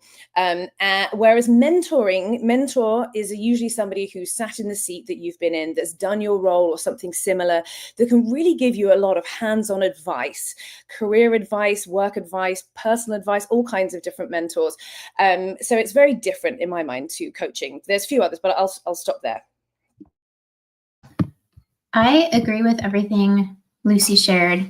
I would add, so coaching is more focused on development through reflection and inquiry, whereas mentorship is usually based on the other person's experience or a similar experience. I know a lot of people use a GPS navigation metaphor for describing coaching and mentoring. So mentoring is more like the mentor is the GPS saying, hey, take a turn here. Actually, you made a wrong turn, go backwards. Whereas coaching would be more like someone sitting in the next seat asking you, do you want to make a left at this next light? Or do you want to sit at the stoplight? What's best for you? So I concur with both Krista and Lucy. Great answers, by the way. I actually just read a book by Ruth Goshen. She's the Chief Learning Officer for Cornell. And one of the things that I thought was very interesting about her approach is we often do talk about coaching and mentoring, but she was also talking about within that gap. For me personally, I call it the Grandpa Langley method. My grandfather taught me to always be in the middle. And he said, sis, always reach up and have somebody reaching down to pull you up, but also be reaching down below to help pull someone else up. But Ruth's book, what I missed, what I thought was beautiful, is that she talks about the above and below, but then she also talks about your peer. Right? Would it be a peer confidant or a peer coach or peer mentor? So I think that these are all really good lines of thought and completely aligned. I think the only thing I would add is I think of mentoring kind of long-term and over a multi-year period goals, what's the goals in the future and how do you help someone get there? And I think of coaching kind of in the moment or current year type activities. I would add one more thing where I've seen it get the trickiest to distinguish the two is for managers and leaders who are supervising an employee. And so navigating those moments and figuring out, is this a coaching moment or is this a mentoring moment or is this a delegating moment or a training moment can be really challenging. I don't have a solid solution to that, but I've definitely seen that challenge happen often. You know, Krista, something that you just brought to my mind. One of the things I see that's lacking in leadership, if you think about HR and executive leadership, at what point do you have somebody to go to that's above you? Because at some point you top out. So now what do you do? And so for me in my career, I would have a personal coach that was outside my organization, outside of what I did, because as you said, Lucy, it's that mirror, right? To activate as a mirror and reflect. And, I heard you say this or this, that, or the other. So I think that it can be complex because if you don't know who to go, and then if trust is eroded, then what do you do? Whether it's actually built up by the organization or separately, however you deem it appropriate. Yeah, I think that's an excellent point. And I think, when I think of coaching and mentoring, it encourages you to really create an external network out there or an internal network. And depending on your role and function, you may have to go external versus internal. Such great insights. Thank you so much.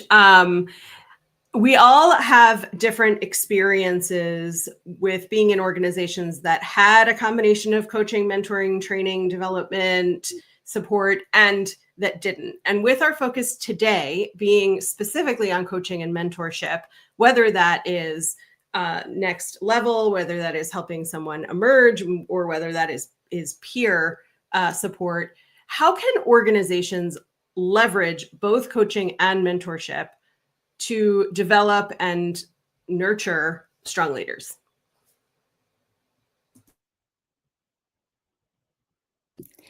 In my experience, and I am by no means a coach, Lucy and Krista and Lauren, you guys are the experts there. I've created programs and I've helped organizations make sure that they're working.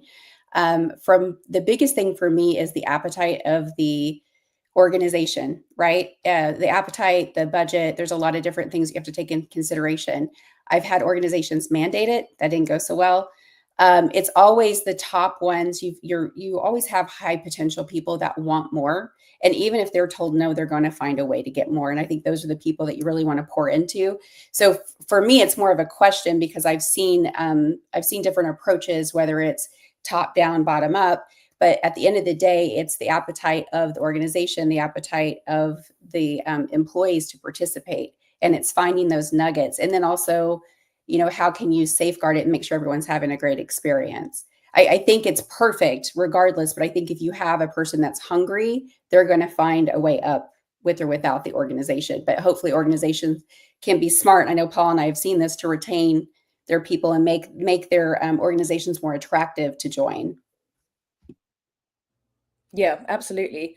And to build on that, I think that's definitely the first part. And I think organizations sometimes do make the mistake of kind of running into building programs without finding out exactly what they want their team, what their teams really want and what they need right now. Because if your organization is going through a lot of change, the type of coaching and mentoring that you're going to need and in what kind of quantities is going to be quite different from a company that's really in peacetime and like super high growth mode, where you're adding a lot of people or whatever it is, or companies that are just kind of in maintenance mode and there aren't like a huge amount of changes, but you're just kind of like keeping revenue going up by maybe 20% per year. So I think once you know where your appetite is and you know what kind of programs you're looking at, if you're looking at helping with coaching and mentoring, you want to make sure that you create very clear structures for both, which goes back to what we were saying about the difference between coaching and mentoring, so that we don't like commingle the two, so that you have your coaching programs in the right way with clear objectives, where you know how you're measuring those programs and you know what metrics you're trying to impact, what is what's going to be the leading and the lagging indicator for those metrics, and then you do for your mentorship programs as well.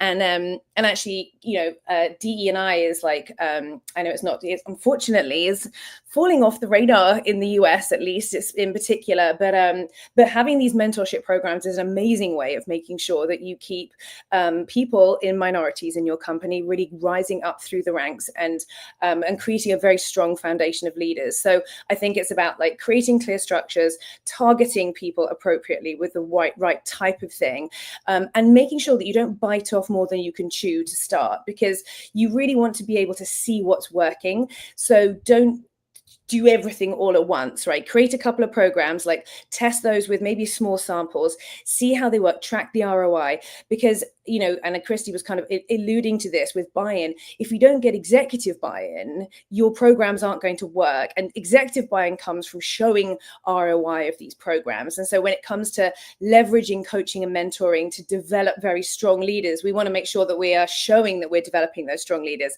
And then you can start rolling out those programs a little bit more systematically across your company. Well said. Amazing. Thank you so much. So, Lucy, you mentioned DEI and dipped your toe in the water a little bit into the US's current challenges in the DEI space. But as leaders, as HR professionals who are working to have an impact in our companies and organizations, how can we make sure that we are culturally sensitive, that we are addressing DEI, that we are engaging all facets of our organizations to provide sensitive and compassionate and appropriate mentorship and coaching? I can jump. Christy, you want to go? I was gonna say really quickly. So I'm a proud Native American. I am of the Cherokee tribe, and one of the organizations I was at, we actually had developed a mentorship program. with buy-in for coaching if there was a desire for that.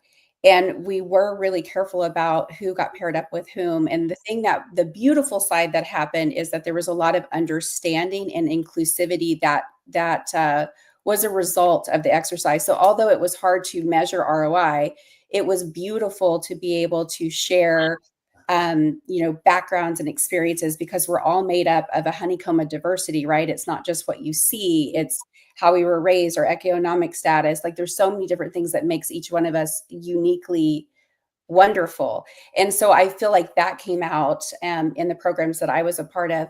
And then there you did have some of the caveats where there were rubs from bringing those groups together. They were uncomfortable, but it eventually overcame. And some of the beautiful things that came out of it was a deeper understanding of the individual, their background, and maybe how they, perceive things. Sorry, go ahead, Paul. There's a couple of streams I'm thinking of, but one is around, a values-driven organization can leverage values, incorporate that into the culture. And I think that organizations that are strong in promoting their values, collaboration, or whatever they are, it feeds nicely into the cultural discussion, and then it feeds nicely into the environment around inclusion. And I think that's where many organizations are going. I don't think they're going to disband the idea around diversity and equity, but really lean into the idea around inclusion, because that really speaks to the different generations that are working in organizations now. And coaching and mentoring really is the activation method that really brings it all together. Paul, you made me think of one thing that is really important that you just said, is the multi-generational workforce that we find ourselves in. Because the biggest challenge that I found in my career is I've had people older than me report to me and younger than me. And there are so many differences that the programs that you guys create are so important, but it's like that coaching and mentorship within a multi-generational, because I had to kind of reach up a little bit to train, and that was uncomfortable and back down. We're best friends now. Everything was great, but it does cause some realistic human reactions with each other. Right.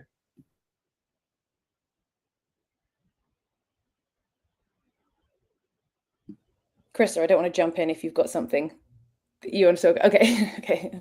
I was going to say, I think if we're looking at how to build, to honor that cultural sensitivity and diversity and mentorship in particular, I think people in companies are often, as long as they're not terribly desperately pushed for time, are very eager to be mentors. They do want to help. And so, you often have quite willing recruits when you create mentorship programs.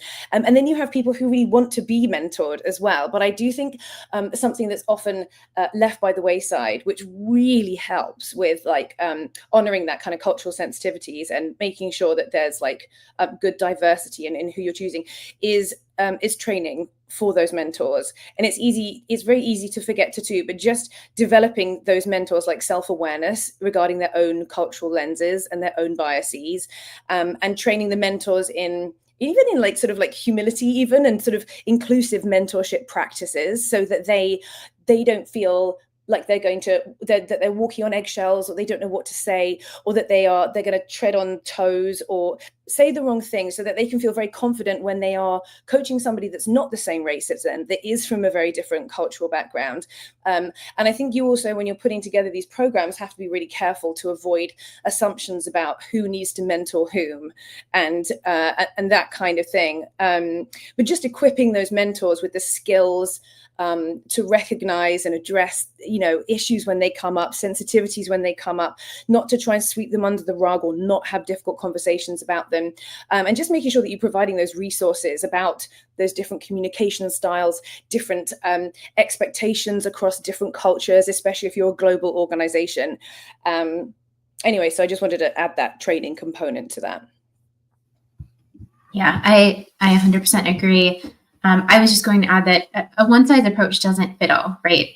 So in cases where mentors or coaches are assigned, creating some way to resolve any conflict that might come up, and two, give people an easy way to opt out if they say this just isn't aligning for me right now, like our styles don't match or whatever it is.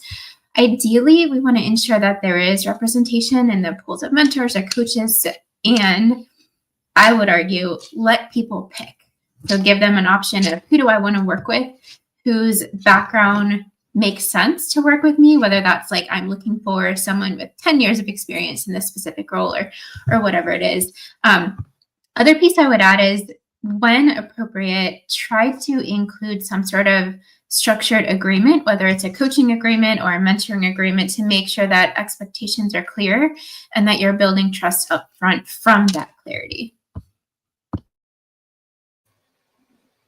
So insightful, everyone. Thank you so much. What a great discussion. I have like 40 more questions and 20 more minutes. So how can organizations create a culture where coaching and mentorship are seen as essential rather than optional? I think a lot of times we see like the tactical training, the technical training as the must-have, and the coaching and mentoring and development as, oh, that's nice. Well, we'll see if we can add that later. So how do we shift that to essential?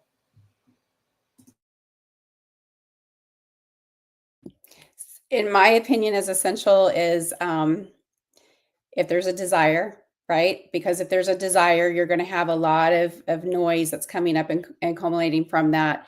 The other part to essential, to Lucy and Chris's part, is the framework, the trust, the respect, to be able to get the ROI. So some things that I did to show that this was essential in the past, for instance, when I worked at Korn Ferry, I created a veterans program. I noticed that we were having a lot of DoD and government contracts come in, and we didn't have that specialty on our team. So I created a kind of a lead-in for people transitioning from military into recruitment, and that became a mentorship. That became very successful because those individuals were able to go into that business, increase revenue, and surprise and delight the clients. So I think if you can run it in small pools, I believe it was Krista or Lucy that mentioned that, but if you can run that in small pools and have success and big wins, then I think that's where it suddenly becomes essential, when you can see the ROI and the impact to your organization, your community, and your stakeholders. I would add that from a talent acquisition perspective, definitely Gen Z and the emerging talent, they're looking and expecting this, that organizations are offering that. So it's actually a good way to promote your EVP if you've got a strong culture of coaching. It's a business imperative. And I also would argue that it's a core competency that if you're a successful coach or mentor, you're probably going to be a better in our world of consulting, you're going to be a better consultant and, deliver better value to your customers, which ultimately impacts your shareholders. So it's definitely a business imperative, and I can't see why leaders wouldn't want to get on board with it. And there's different ways you can roll it out, with making little investments to make it self-service at first, pilot it. There's a lot of ways to make it happen depending on your maturity level within the company.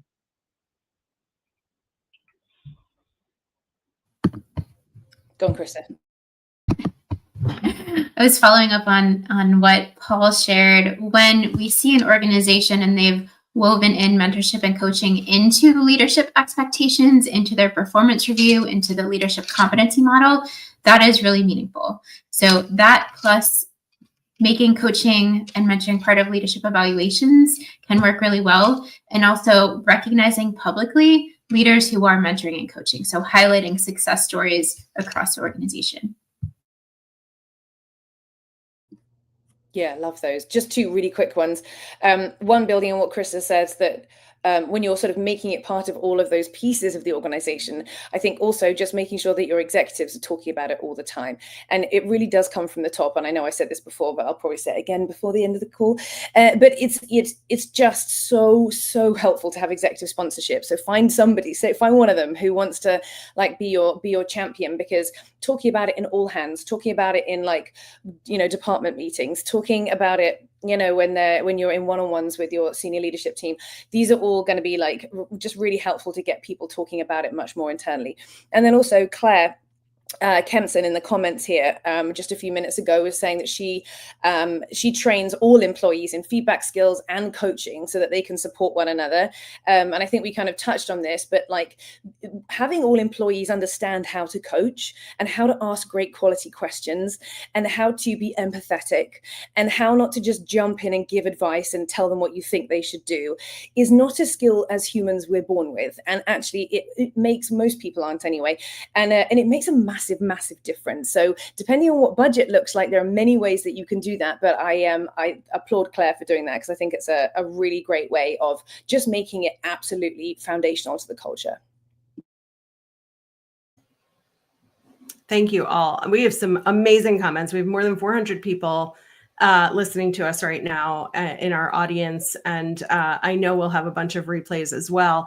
We've gotten a couple of comments about ROI. How do you measure the ROI? And I heard a little bit of touching on the qualitative, talking about it and sharing successes and all of that. We also have a comment from Michelle Schroeder. At the end of the day, it comes down to ROI. What are we aiming to achieve? So can you all talk a little bit about what are the business outcomes that we could see from ROI? What is the goal, or from coaching and mentoring? Like, what is the goal that we're going after as we push for coaching and mentoring in our organizations? I can jump on that. I think there's a number, but turnover would be one easy one to look at. Promotions, people that go through have a positive coaching experience. Do we retain them longer than those that don't have that?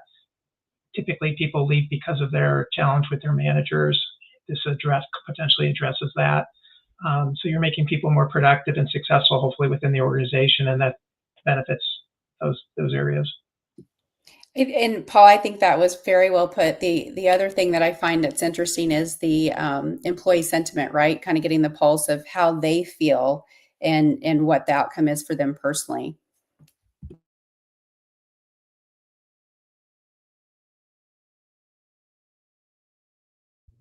I think there are a bunch of other things as well. I mean, we've seen companies, even just like the business impact metrics itself. We've seen companies change their revenue in some instances with certain types of training and coaching.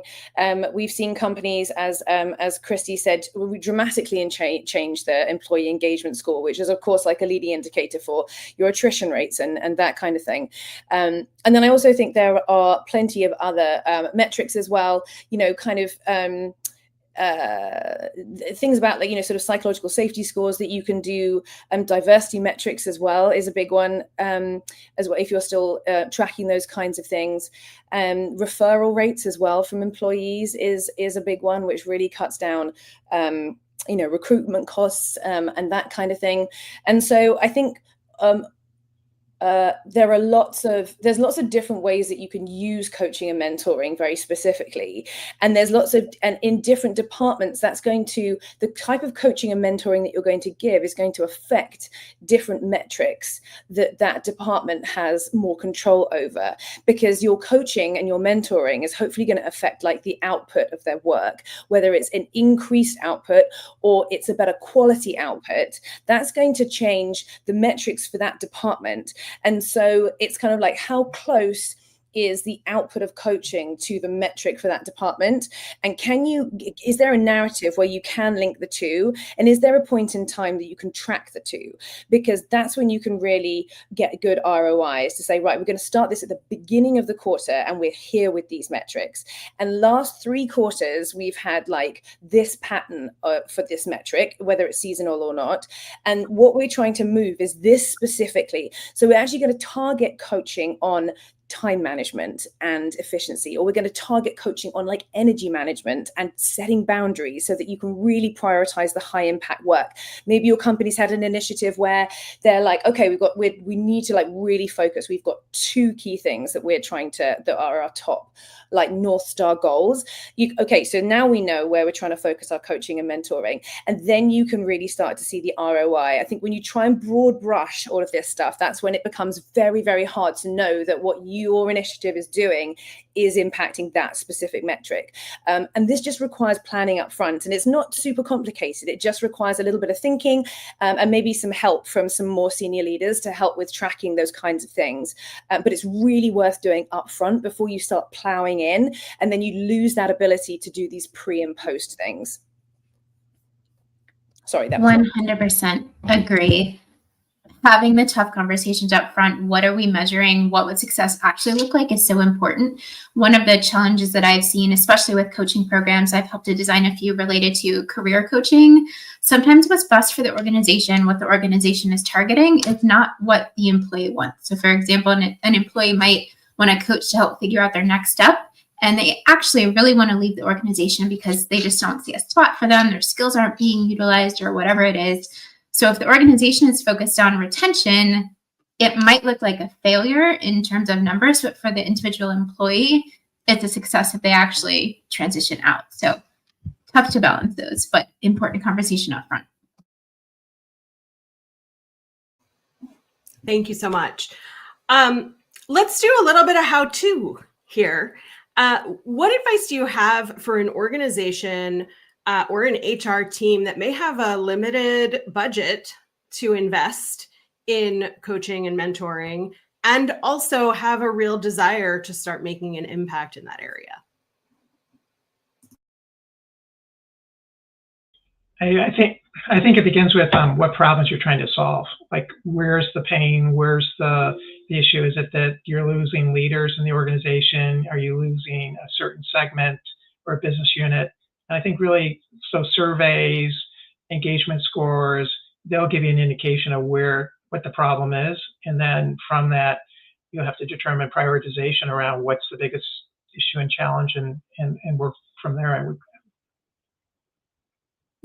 I couldn't agree with Paul more. I was at an organization that did the same thing, wanted to see how to start.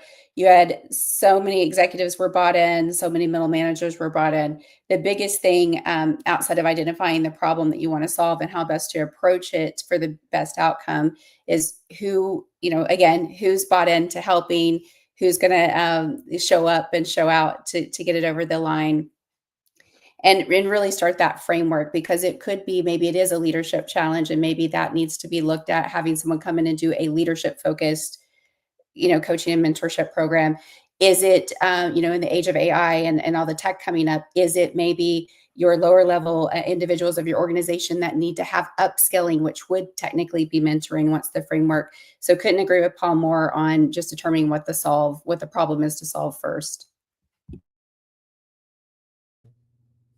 Yes, it's starting small. We do a lot of these programs where we have clients that come in with limited budget, and it's often limited budget because they need to see that there's like value there. So we do a lot of these land and expands where we're like, let's pick a small subsection of people, roll out the program that we really want, and then really, really track the impact of it, and then really shout about the impact of it. And then often you can get some more budget. I think I'm somewhat biased in this because we produce a lot of these very short form videos, but I think there's also quite a lot of resources that you can get for how to coach really well as a manager, and how to ask really great quality questions, and how to be empathetic. And there are some great resources online as well on those kinds of things. And if you are, if this is kind of your jam as an HR person, you feel confident about leading some of these things, with AI as well, helping you put together some really good questions to ask, you can lead really, really good group coaching discussions internally with some great resources that people can look at in advance.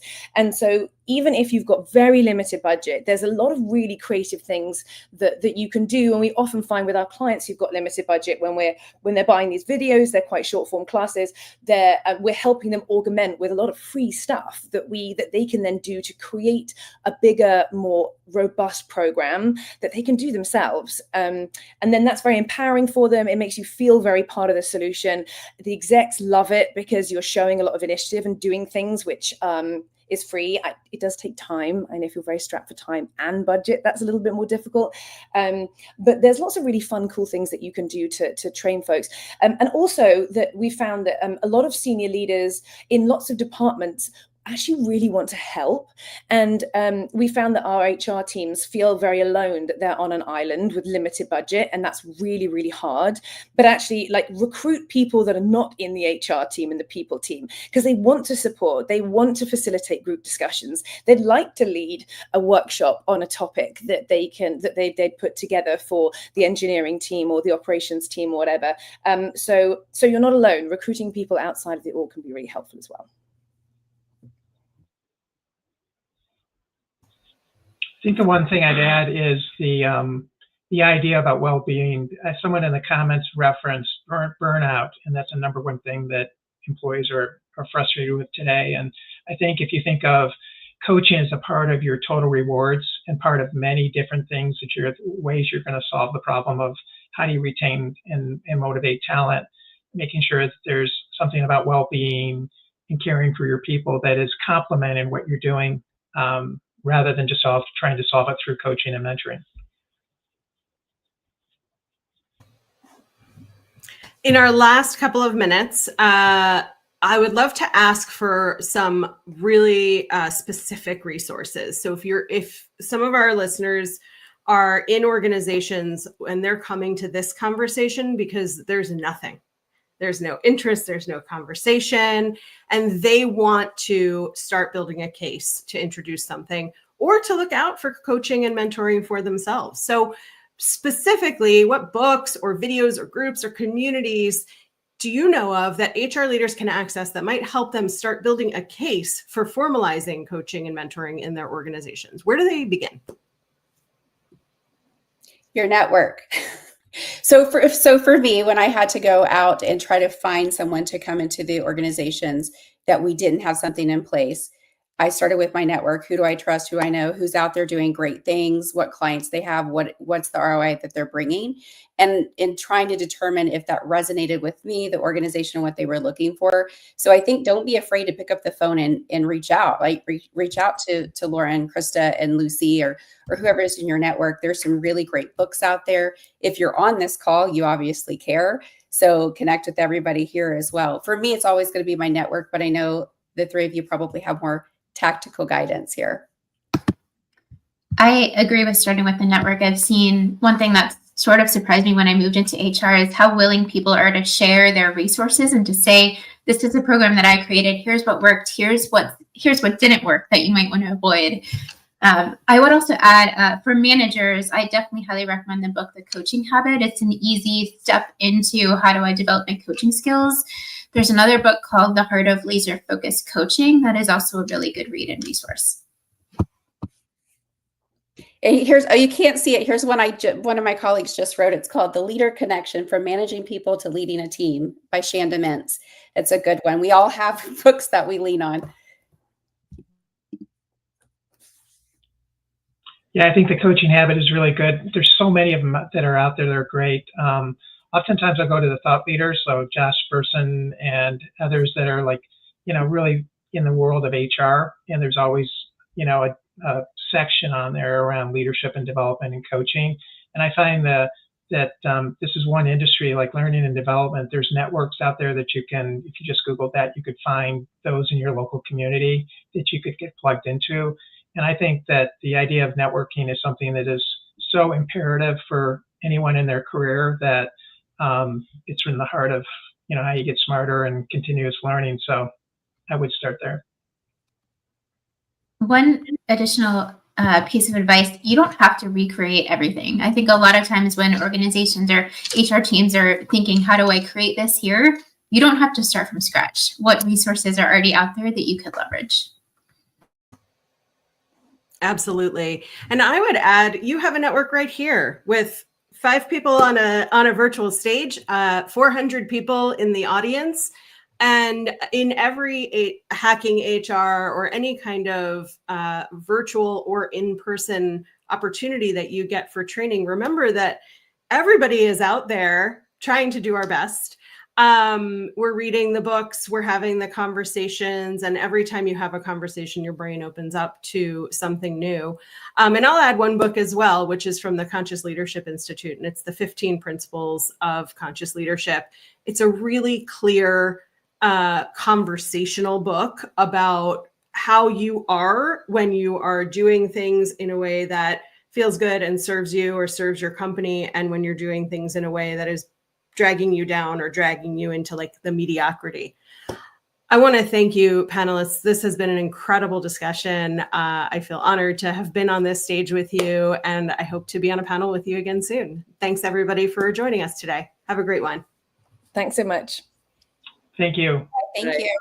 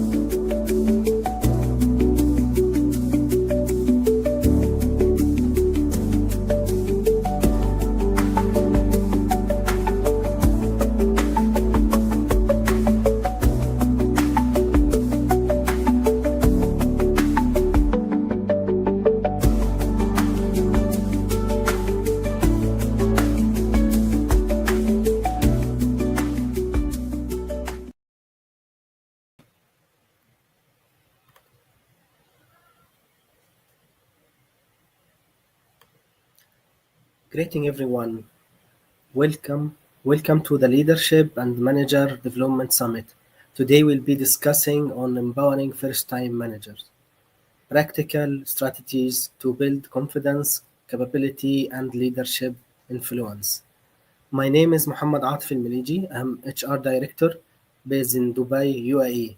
I've been working in HR for more than 20 years. I'm glad to be here, and I will be the moderator today. So welcome everyone. We would love to know where our audience is dialing today. So please, leave your location in the comment so we can take a look. Our session is going to run for roughly 50 to 55 minutes. And so thanks for joining us. You can leave any comments or question right in the comment box, and we will address them when we can. And oh, sorry, it is 40 minutes only. Thank you, everyone.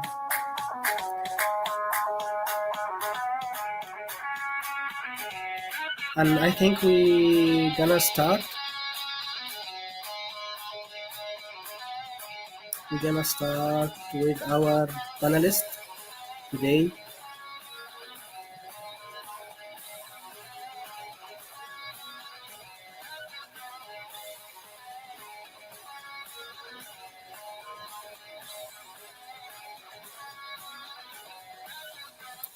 I think we're gonna start with a round of discussion, introduction. So I would love to go around our stage today, and you can, for our panelists, you can tell us who you are, what do you do, and briefly what you love this topic about. So we're gonna start with Jason. Mohammed, I think there's some background noise coming through on your side. Do you mind seeing if there's a tab open that has music? Yeah, you can hear me now. Is it clear? Yep. Perfect. Great. Sorry, I think I was watching the previous panelist. Good evening, everyone. Good morning, everyone. Good evening from UAE. Good morning from US. We'll start with Jason first. Can you tell us a little bit about yourself? Sure. Yeah, thanks so much, Mohammed. Great to see everybody. My name is Jason Lavender. I am based in Boston. I am one of the co-founders of a company called Electives. We started the company about 4 years ago, and our mission was pretty simple. We wanted to make learning and development fun in the workplace. We wanted to make it enjoyable. And a big chunk of what we do is focused on manager training. So super excited to be here and talk about how we all can collectively empower first-time managers. Thank you very much. We are happy to have you here. We have the next is Melissa. Great, thank you. It's wonderful to be here and see all of you. My name is Melissa Janis. I have been in L&D for over 25 years. I have an individual practice now where I offer management development programs that fit and fuel small to mid-sized businesses. Thank you very much. We are glad to have you with us. Dalia? Yes, hi. I'm Dalia Turner. I'm the Chief People Officer at a company called RightTech. I'm a Canadian and I'm located in Portugal.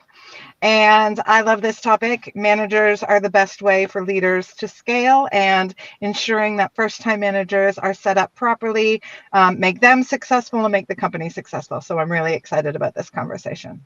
We are too. Thank you very much. Jennifer? Hello, I am Jennifer. I'm the director of people at a company called Jackbox Games. We make party games. I'm located in Chicago, and I'm also super excited about this conversation. I'm very passionate about how we set our first-time managers up for success. Thank you very much, Jennifer. When we have Sandra.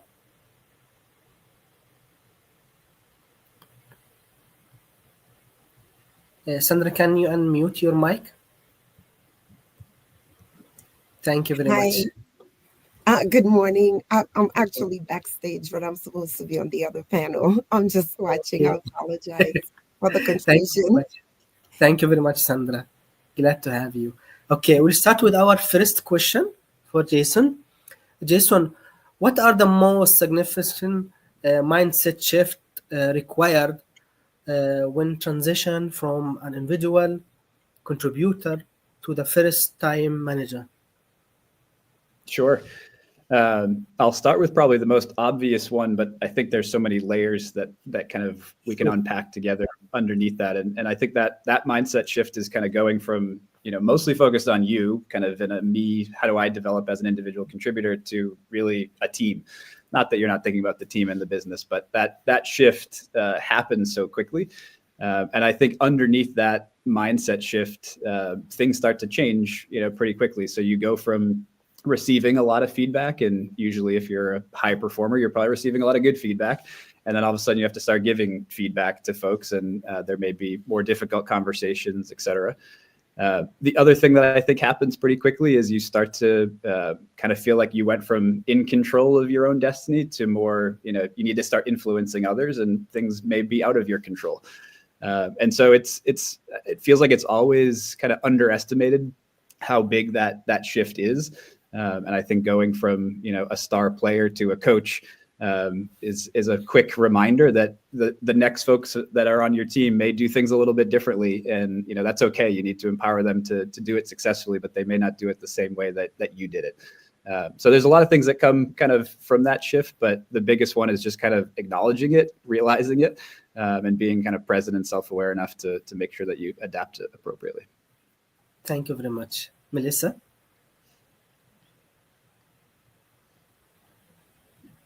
Your mic is unmute. Is mute.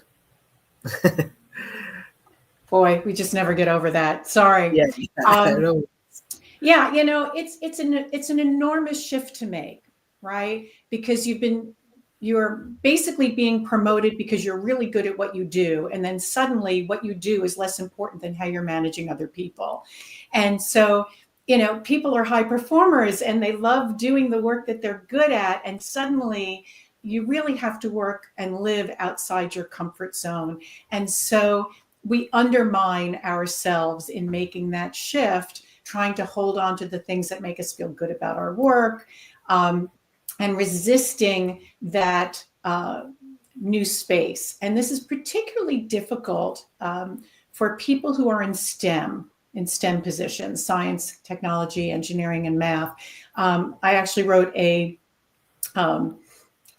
guide on the 7 reasons why new managers fail. And in my research, I found that STEM folks are more susceptible to this because they really love the technical space. And it's hard to take your hands off the keyboard and now value softer skills. So we want to be particularly mindful when we're helping managers in that space make the transition, because they have to actually let go of work that is really different. I mean, it shouldn't be a surprise to anyone that people who major in the humanities make that transition easier, right? I agree. Thank you very much. Sure. Dalia?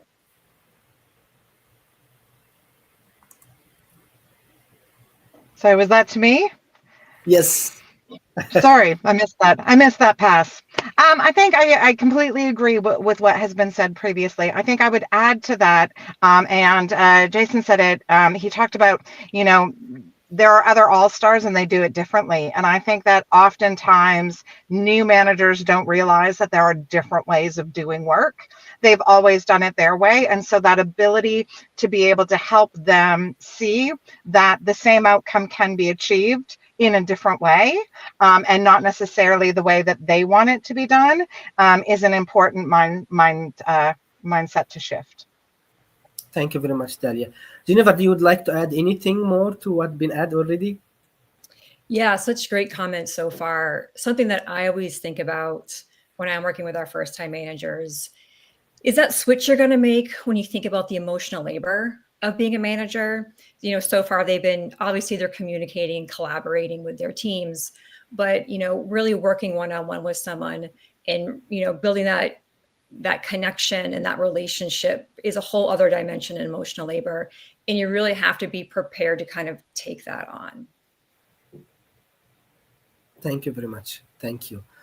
Our next question is about what mindset shifts are necessary when transition from an individual contributor to manager, and how can we support that shift?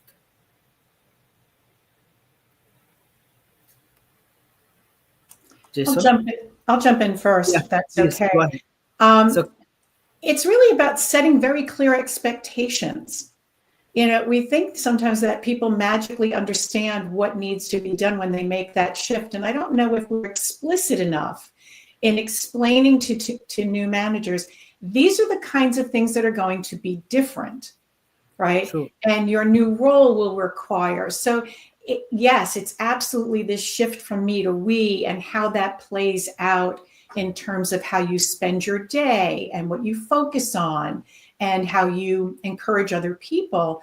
But I have found in my practice that other things bubble up, like not understanding that your boss is not the only person who matters anymore, that you have stakeholders in other departments, and how to manage that. And so I think it's really important that before people are promoted even, but as they are promoted into manager roles, we're really explicit about the kinds of challenges they're going to encounter and how they may want to think differently.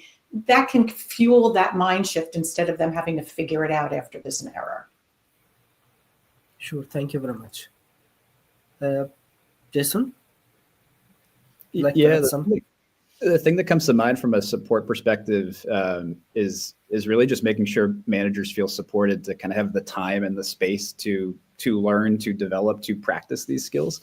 And I think the piece, Jennifer alluded to this as well, but there's the actual kind of new time burden. You might have more one-on-ones that you're managing people, but there's also such a mind share burden in terms of all of the emotions that are coming into play on a kind of daily and weekly basis.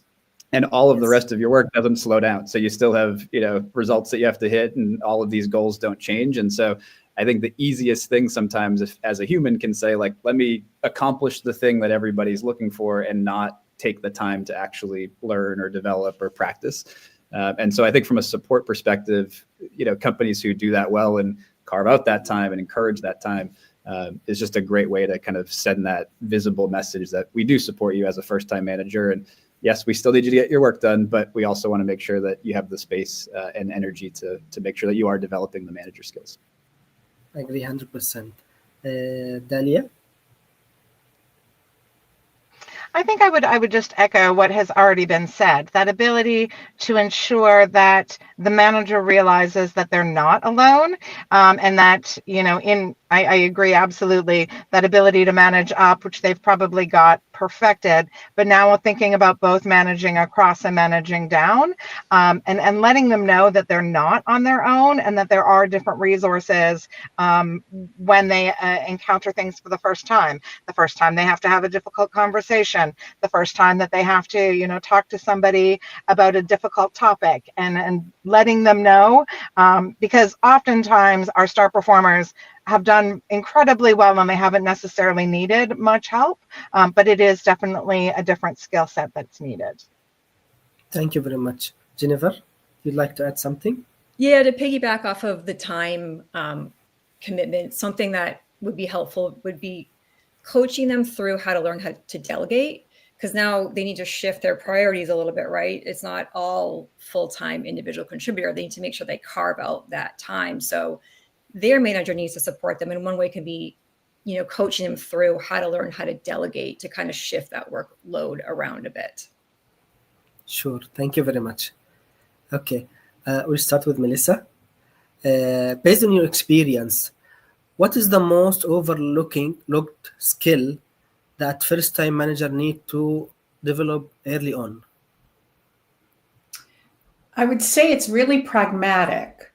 But my answer would be to learn how to do really, really good one-to-ones. If they're embedding that into their schedule and it's a habit to meet with their people, they're learning to coach in real time and building that muscle tissue around asking really good open-ended questions. So they're developing while they're building their trust and relationships with their directs. They're staying close to them. It enables them to make sure they're comfortable knowing what their people are doing without feeling like they need to micromanage them, which is another really big pitfall for new managers. And so lots of good things come from a very solid routine around one-to-ones. Thank you very much. I believe it's building a habit from day one. Once you build the habit, it will last. It should be last. Exactly. Terry? Well said. Terry? Based on your experience, can you hear me? Can you unmute your mic? I don't think Terry was able to join. I'm happy to jump in. Sorry, Jason. Sorry. Yeah, no problem. Yeah, it's hard to narrow in on one particular skill, but I think this is kind of niche, but one that always stood out to me was kind of this concept of managing skill versus managing will, and separating, depending on, the person and the task, the way you manage people needs to adjust depending on what that task is. And if somebody has low skill but high will and they're kind of a rookie on that task, that's just a whole different conversation versus if they have high skill and low will. And so I think one of the things that folks, early on in managing, they kind of put every person in the same box, but it really is so project and task dependent. And I think being able to kind of peel that back and realizing, to Melissa's point, that your one-on-one 1 week might be a little bit different based on what they're working on, and being able to kind of adjust and improvise and have the awareness to do that, I think is super important. Sure. Thank you very much. Dalia? Sure, I'm going to have a very similar answer to what Jason's saying, but I think that situational leadership and that ability to understand, that there are individuals who don't know anything yet and need a lot of work, and how to be able to support them and hold them accountable without micromanaging. But then at the other end of the scale, you have those highly skilled, highly able people that you need to be able to give them direction and be able to know how and when to, check in and keep things on track, without micromanaging them, and being able to understand or try to figure out what are those differences. Thank you very much, Dalia. It's very important that people, first-time manager, they have to learn about situational leadership. They have to manage every situation differently, because sometimes they stick with one style or one way to deal with everyone, which cannot be. Jennifer? Yeah, similar to what everyone has said, the one-on-ones are so important, and sort of also another way to look at the situational aspect of it is that when you have your one-on-one, understanding what you need to bring to that one-on-one or what your direct report needs in that one-on-one, thinking through, is this someone who really does need to kind of talk through some tasks, or are we building a connection today? What kind of each one of those connections looks like and how to build it for each specific report that you have. Thank you very much. Melissa, how can organization create structured yet a flexible support system to help new manager gaining confidence in their leadership roles? I'm sorry, you cut out at the beginning of the question. Can you repeat that? Okay. How can organization create structured yet flexible support system to help new managers gain confidence in their leadership roles? Thank you for that. I think it's going to depend on the size of the organization and the level of investment they have behind it, right? Absolutely. That being said, there is always hopefully some structure of a program. And I think someone wrote it in the comments. It's really important that people know what's available to them. That seems to happen a lot, that there are programs and people just don't know what all the resources are. So again, setting really clear expectations around what is available to them would be a good idea. But I think at however the program is structured, whether it's a big company with massive investment, or you're offering LinkedIn Learning to your one-off, because that's, you're not large enough to have a full-fledged program.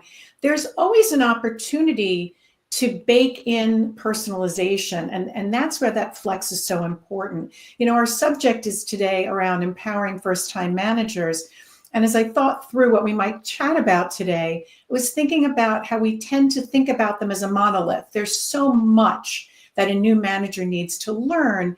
And we know what those things are, right? We can rattle them off, and it's like, here's your package. Here's everything you need to know. And that's sort of unempowering, right? I mean, we're trying to empower new managers and giving them resources. And at the same time, there's a tendency, I fear, to do it in a way that is more pedagogical and not treating them as grown-ups with choice. And so I would offer that whatever the build is, however big or small it may be, always being mindful of giving people choice and make that's how we empower them, but that's also how we make sure that they see the content as relevant. So how do you do that? Really quickly, a 360 that's dependent upon or tied very tightly to the learning objectives. By the way, not only does that make it relevant if you have a debrief with the coach, but you have pre and post scores that serve our needs as L&D people. So 360s are a good idea. A playbook that focuses on reflection and application. So they're seeing all along that they're taking content and it's making a difference for them. And so these kinds of things that are baked into, I could do an hour on this, but these kinds of things that are baked into programs enable people to take a bite and say, oh, this tastes delicious. I want more. And they choose to lean into it as opposed to being put through a program. If there was one sentence I would like to eradicate, it would be, we put people through the program. Sure. Thank you very much. I'll hand over to the next one because I could just go on. Sorry. No worries. Thank you very much. Jason? Yeah, it's a great question, Mohammed. And maybe I'll just zoom in particularly on the point of how do folks build confidence. Yes. And this is a little bit of kind of a recency bias from where I'm sitting, but we recently built what we're calling AI simulations. And the whole concept is to actually give people, to Melissa's point, really like bite-sized 5-minute opportunities to practice really hard things. And the thing that's been so interesting from an observation perspective is we've all been through kind of role plays that can be awkward when there's a real human. And so creating this safe space to have people role play with kind of without the judgment of a human is incredibly helpful from a confidence building perspective. And one of the things that we've realized, and again, in hindsight, it always feels a bit more obvious, but there's this feeling of like, I can totally have this conversation and the perceived ability is high. And then when words start actually coming out of your mouth, you realize like, I actually can't have this conversation as well as I expected. And so to be able to build that level of confidence, however folks, choose to do it, I think is incredibly important. And, there's so many difficult conversations, whether it's performance related or accountability related, and to just give people bite-sized opportunities to practice, to feel more confident, especially early on when they're new managers, it really expounds over time. Absolutely, I agree. Dalia? Sure. One of the things that we do, and I'm in a smaller company, is we bring our managers together regardless of the amount of experience that they have on a monthly basis to discuss whatever timely things we have going on. And we're very explicit with the new managers coming in that this is a forum for you to be learning from others. And with our more experienced leaders, we're very explicit that we're bringing you here. We want you to join. We want you to be sharing your experiences. So there's that learning from others. And it's not always HR that is the one that's sharing. And we, I found that, it creates those bonds and gets them to talk to each other between the sessions. And so when they're experiencing difficulty or when they're doing something for the first time, they're able to kind of reach out to someone else who may have shared examples or a way of approaching things that feels like it fits a bit more with them, as opposed to reaching out to the big, mean, scary HR, who might see this as me not being able to do my job. Thank you very much. Thank you. Geneva? We are also smaller. We do something similar with our monthly manager meetings. And one thing that we've tried is to pair our first-time managers with mentors that have been managers for a lot longer and have more experience and have maybe bigger teams, so that, again, in between the monthly meetings, they have someone very specific that they feel comfortable reaching out to, and, kind of building that relationship, hopefully, helps them feel empowered. Thank you. Thank you very much. Melissa, what tools or methodologies have you utilized to ensure that the first-time manager are empowered and feel successful in their role? Did you hear me, Melissa?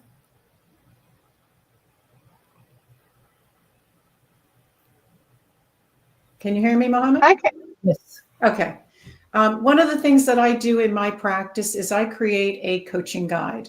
So I don't just work with the participants in the program. I work with whoever is assigned to them as their coach for the program. In most cases, it's their manager, but in some cases it isn't. And so, very often I have found that managers, the next level manager, doesn't feel comfortable supporting training because they haven't gone through it or they don't know if they're going to get it right. So I give them very prescriptive, open-ended questions to ask that really just teach the next level manager how to be a good coach. Like they could apply to any program. But then I also give them content and the key points of every course for their own edification so they feel comfortable that they have the background, but with very explicit instruction that they are not to ask questions and quiz people. Like it's just for them. And so I find that helping the next level manager be comfortable and confident creates a better environment for that learner to be able to flourish. 100% I agree with you. Thank you very much. Jason? Yeah, one of the tools that we often think about is, and it's less of like a technology, but more of kind of a cultural shift. But the term we use is learning nudges. And so, to Melissa's point, you can't just go through a program and expect, all right, now I'm a better manager. I think we've all seen some of the research on, the forgetting curve. And after you've learned something, it starts to decline pretty quickly. And so however you can nudge people, whether it's, through text message, through email, through an AI learning partner, having kind of the sustained reminders and just little tips and tricks to make sure that don't forget this one piece, from the radical candor training to make sure you loop into your next one-on-one. That kind of drip from a nudge perspective, we've found to be a really helpful tool. And again, it can be through any technology, or it could be through, monthly all hands meetings to make sure that folks share nudges with each other. Thank you. Dalia? Sure. I'm going to go back to one of the things I believe it was Jason said at the beginning. Yes. We share with all of our new managers, whether they're new first-time managers or new to the company, information that sets the expectations of what we expect from a manager. Talking about how often we want them to be having one-on-ones, our expectations on how they're dealing with performance issues, a reminder about the timelines that we have for performance management, how they should be getting involved in recruiting and the role that they should be playing. And so really being clear on the expectation that we have for them, so they understand what it is that we as the company are looking for from them. And then throughout the year, we have, I'm going to say it's learning nudges, but it's probably not that. It's just, those reminders of the things that are happening. Because again, too often, a manager joins, they become a manager, and 3 months later, ta-da, they know everything. And really, everything that they go through for that first year is new. The performance management is new. The promotion cycle is new. The review rate. And so, just making sure that, again, we're supporting everyone because we're so small, but all the way through the year so that anyone who is new coming into it is getting support. And it's great, a reminder for everyone who may not be so new. Sure. Thank you very much. Jennifer? Yeah, the continuous learning piece of this is huge. Also, to go back to something I think maybe Melissa might have pointed out, is that everyone learns differently. So we also sort of have like a program, that folks go through, but then we try to add other ways they can learn on top of that. So we do have a manager's book club, and this is totally optional for people that learn by reading books. And so we kind of keep that as ongoing. And then folks that aren't really involved in the book club will try to take our key learnings and have discussions about it. So again, kind of going back to like people learn a little bit differently. So just trying different types of tools to, help teach people in different ways. Sure. Thank you very much. We will continue our question with Jennifer again. How can personalized learning empower new manager, and how can it be integrated into different type of learning program? Shall I repeat my question? How Yeah, I can missed the beginning of it. you got it? I missed the beginning of it. Okay, I will repeat it again. How can personalized learning empower new managers, and how can it be integrated into different type of learning program? Yeah, I think we touched on this a little bit already at the beginning. And I think a big piece of this might go to the size of the organization as well. I think at a smaller organization, my organization, I actually think I might have a little bit more freedom where I might know the individual managers, the new managers a little bit better, so I can understand maybe what they need. And so again, to kind of circle back to everyone learns a little bit differently, you know, understanding that someone does better with something that's interactive. I might be able to find different resources for them as opposed to someone who prefers to read a book. So I think, you know, finding the personalized learning piece can just help them understand and integrate that knowledge better. Thank you very much. Dalia? I think one of the things that we do is just the ongoing check-ins that we do with our managers to, you know, just see where they're at, see what they've been experiencing, and giving them that time and that space to talk about any challenges that they may have had. And I think that ability to be able to talk through what they're struggling with, or if we know that they do have a difficult conversation, being that role play is something that I think they find useful. Looking for ways to make that more AI so my team can scale a bit more, but for right now, those one-on-one conversations work well. Thank you very much. Jason? Yeah, I think the word that comes to mind from a personalization perspective is choice. And so what we've seen a lot of our partners do from a manager training and development program perspective is there's kind of a core curriculum. So there's trainings on accountability and feedback and emotional intelligence, et cetera. But then there's also kind of, in the spirit of the name, electives, there's choice. So managers can go out and kind of pick classes that are relevant to them. And in 1 week, you know, someone might need to take a class on, you know, coping with grief. And the next week, someone else may need to take a class on, you know, AI empowerment for managers. And so you kind of stick with the core competencies that are important at the business level, but from a personalization lens, every manager is a unique manager, and the people they're managing are also unique. And so giving them that flexibility to learn and develop the soft skills or the hard skills that are important for them in that moment, I think is critical. Thank you very much, Jason. Melissa? So, you know, I have to piggyback on your choice, Jason. I just have to go there. Yeah, because that's really where empowerment comes from, is that you have control over what's going to happen. So giving people choice around the content that they, you know, that they participate in is one way to provide choice. Another is in the design of the program, which aspects they might do, as Jennifer pointed out. Are they going to do the book club? Or are they going to do the lunch and learn, right? What will they participate in? There's also other kinds of design choices around group assignment. And so I'll share just one quick example because I found choice in a place I didn't expect to find it. And that was I was creating learning groups of managers. And we normally would, what's the knee-jerk reaction is, okay, we're going to do them by level and we'll make sure that they're mixed in terms of geography and other kinds of demographics. But the one thing I didn't anticipate, unfortunately caught quick enough in talking to some of these folks, was some of them wanted a prescribed learning path, and others wanted choose your own adventure.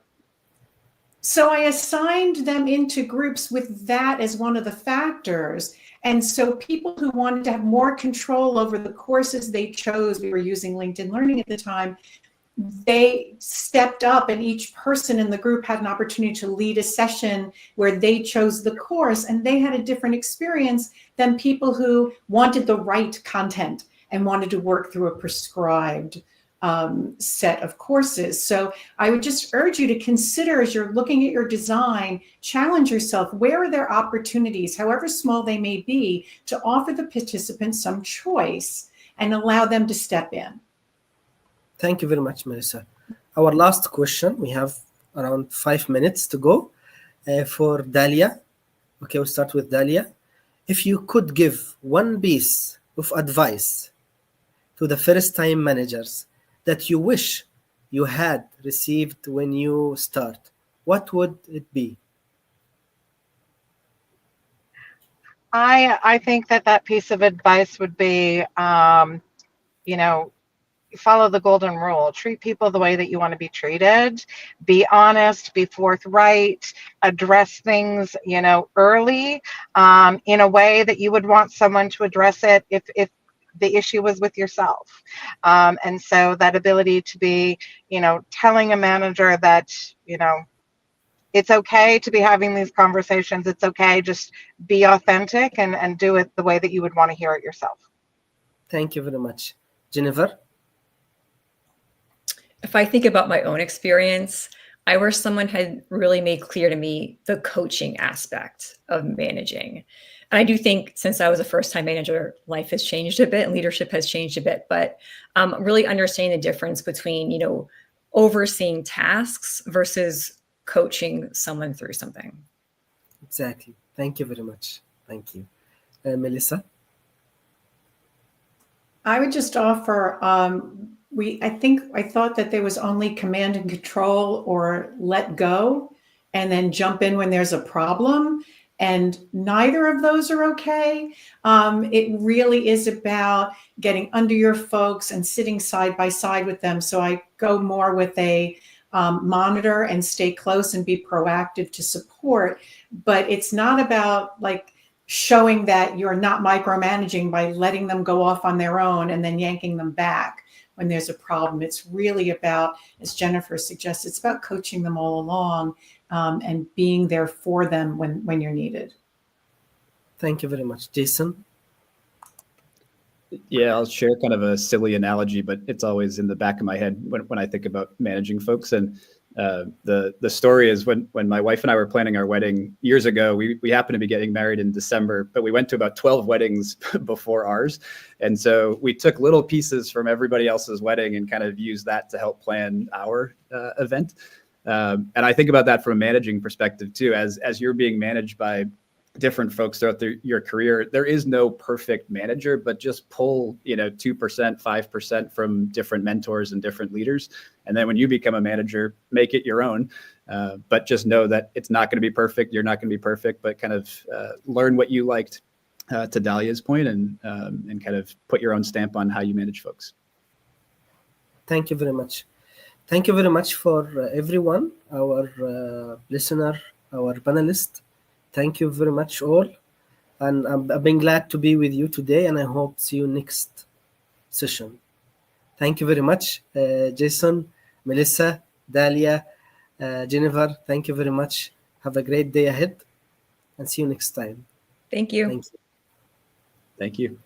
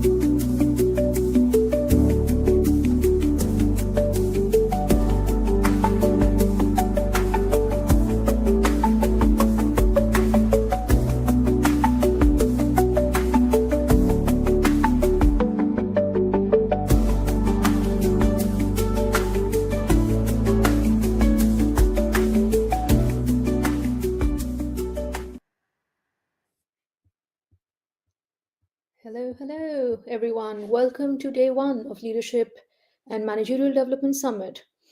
Today's panel will be discussing about about measuring leadership success, aligning leadership development with business performance and ROI. My colleague Jessa is going to bring on the panel live right now. In the meantime, please put in the chat from where you're joining. And that's our lovely global panel here.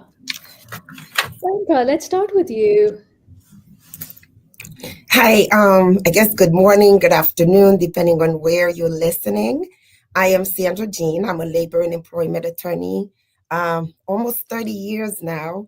I started handling HR back in 2007 when I went in-house and they started putting HR teams under me. So I learned all about KPIs and everything else associated with HR. And I'm here today happy to participate on the panel with a group of excellent scholars and practitioners, and looking forward to this session. Lovely. Alex. Hi, everyone. So I am Alex Prasis. So currently I am head of organizational effectiveness for a boutique called consultancy, now called Momentum, just changed over today from intelligence to Momentum.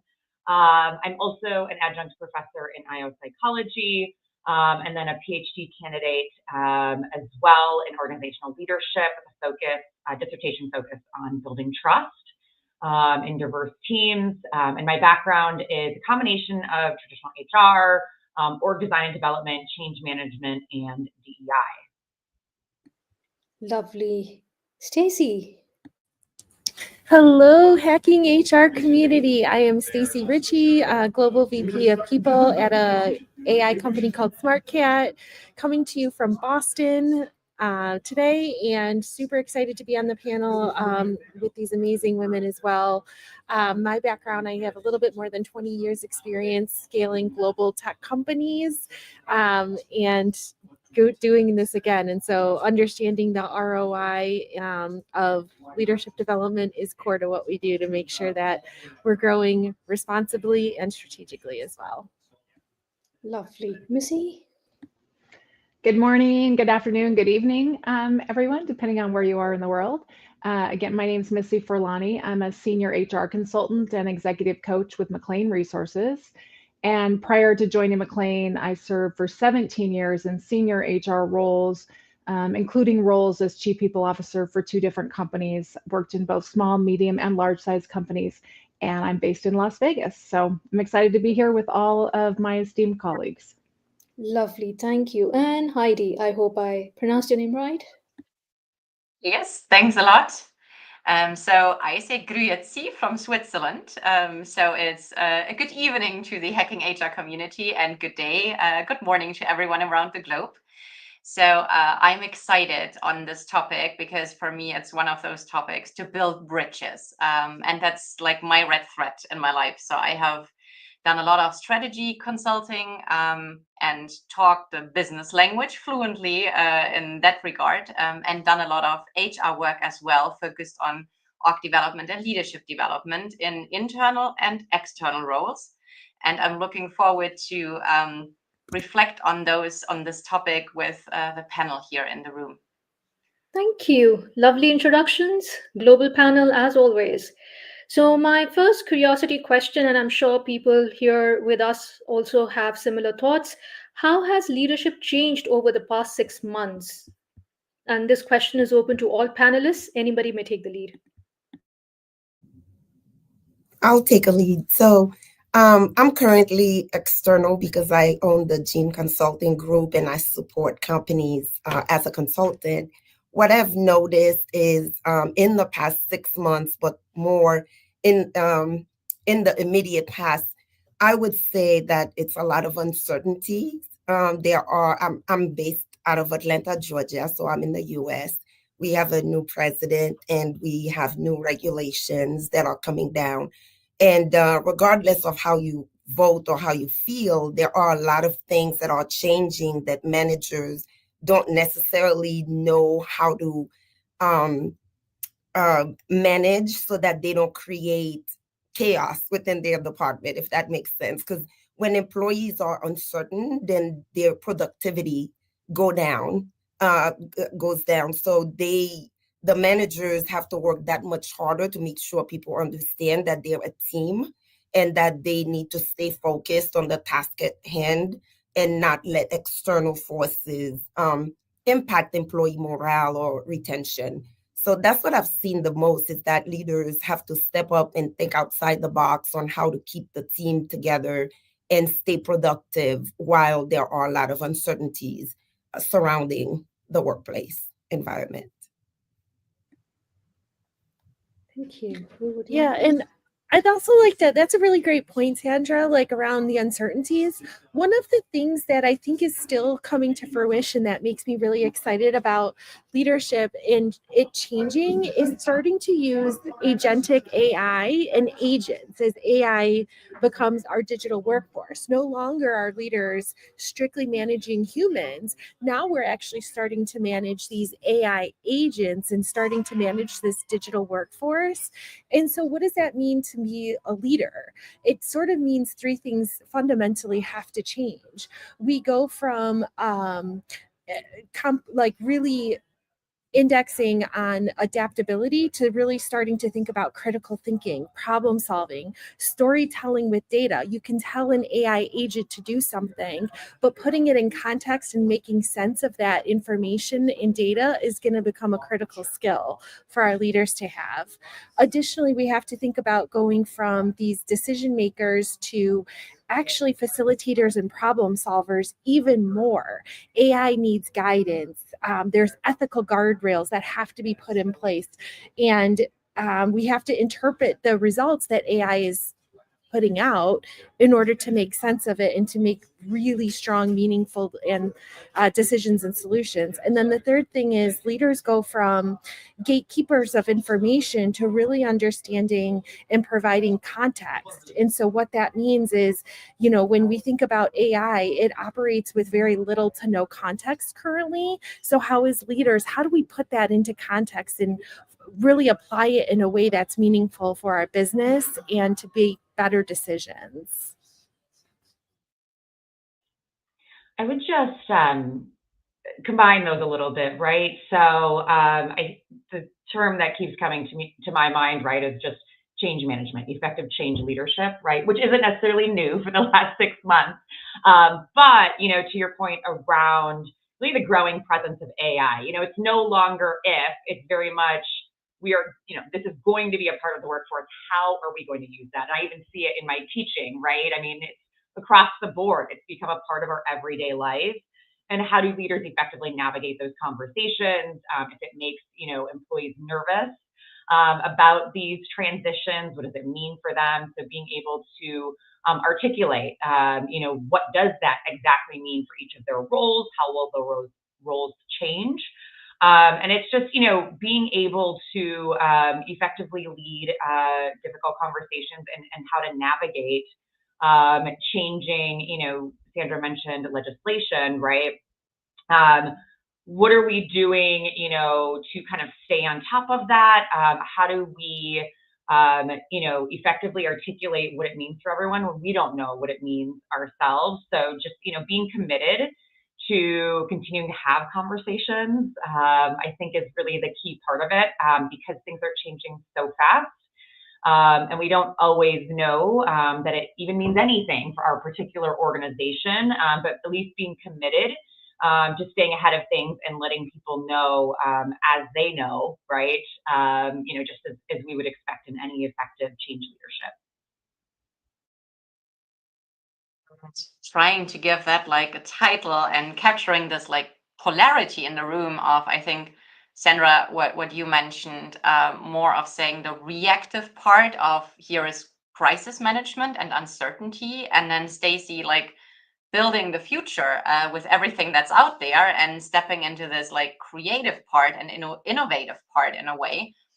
I was thinking about the term like creative and adaptive leadership, that this is like bringing it all in a way together and integrating those different factors of saying, well, if we really talk about like which leader today is an effective one right now?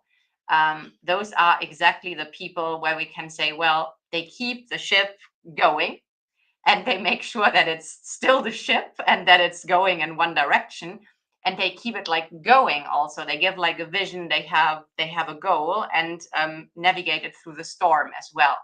And I would not only call the storm like the last 6 months, I would rather like on a global level extend it to the last 2 or 3 years, even what we see across the globe. But I think it keeps intensifying. And I think kind of to summarize all of that and to sum it all up, and kind of that common red thread through all of the comments is really around prioritizing adaptability, right? And sort of as we're thinking about hybrid work strategies or return to work strategies, the capabilities that leaders need in sort of the face of uncertainties and sort of the workforce expectations changing is really around transparency, being empathetic leaders, and then being agile in that sort of decision making and being able to really lean into the AI components as well as double down on the human side. So Fantastic insights. So this now brings me to a follow-up question on what level of maturity do you see at the moment in successfully integrating the leadership effectiveness and development with business performance? I think that I hate to like I hate to be so vague, but honestly, it really truly depends on the industry, the type of company, the maturity of the company itself, and really just how they view leadership, right? Because I think about there's a lot of companies that don't even necessarily have the right competency model for themselves, and if you don't have that as kind of the starting ground, then it's much tougher to actually get real information around effectiveness. So to me, that's a starting point. When I talk about competency model, really just talking about what are the behaviors that make someone successful at this organization, right? And they should be, the core values should be built into that competency model. They should be the behaviors reflecting the core values on a daily basis, right? So I think starting there. And again, it's also about how does the organization see what's effective, right? And I'm sure we'll get into like kind of metrics later. But when we think about ROI, are we really thinking about it in the right way? Are we translating it in the right way? We can talk about engagement, turnover, adoption, mobility. There's a lot of different aspects to that, but I don't think there's any kind of clear standard practice, and that's what makes it a little bit tough to assess the maturity level. So I'll stop there, but I'm definitely very curious to hear from the other panelists on this. yeah, I think it's, organizations, they recognize the need for that integration of leadership effectiveness to the business performance, but it's really like the execution really varies, like where they are on that maturity level. And so companies with really strong leadership analytics and accountability frameworks, obviously, have the best results. I think it's very fluid, and I don't think it's for lack of recognition. It's just how do we integrate it? And one of the things I will say, like in my experience with like integrating some of this like leadership development and training and learning, some of the best learning that occurs happens when you talk about like learning in the flow, learning on the job. It's these repeated small, subtle reinforcements of this is what good looks like. This is how we do things here. These are the values. These are the core behaviors that we expect. And the more you can get people to kind of integrate this sort of learning in the flow of their regular daily life, whether it's nudges or intentional practicing, the more effective your program is going to become. So when you talk about like, okay, is this going to be a mature model? Where are we in the organization? How do we apply it? One thing I really encourage all of us to think about is like, how do we make it and weave it in such a way that it feels like a natural rhythm of the business, a natural aspect, and especially for the new leaders who are up and coming, something that they can start to practice day one in these little reinforcement opportunities. And I'll just add to what everyone said, because I agree with what people said in terms of it depends on where the company is. You have to consider external factors as well as internal factors. What is driving, what are driving the strategies that the company wants to consider and the outcomes that they are projecting. And I would say that it really comes down to looking at not just even globally, but within departments as well. What do they need, and what I think someone said new managers, like what do we need to put together? What are some actionable programs that we can put in place so that managers can adopt those behaviors that align, hopefully, with the core value of the company, and then be able to practice them daily as part of what they do. It's not a project, it's who we are, it's what we do, it's the company's identity, and massage it in a way that it flows seamlessly through the day-to-day routine of the managers. My mind was crossing like a thought when I sat down and thought about the panel up front. Is like, how close are we in the respective businesses? And I know, like Alex, you mentioned, it's a lot about the context, and there are so many influencing factors out there, and it's like small learning nuggets, etc., and the nudges on a daily basis, Stacy, that you mentioned.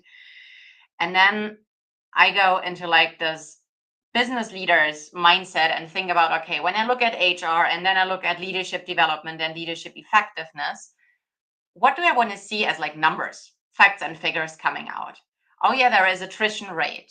This is a typical like HR figure, if we want to call it that way. It's like, oh, can we even like take it all the way to ROI? And there are all those studies of saying, well, we can measure like productivity influenced by leadership effectiveness.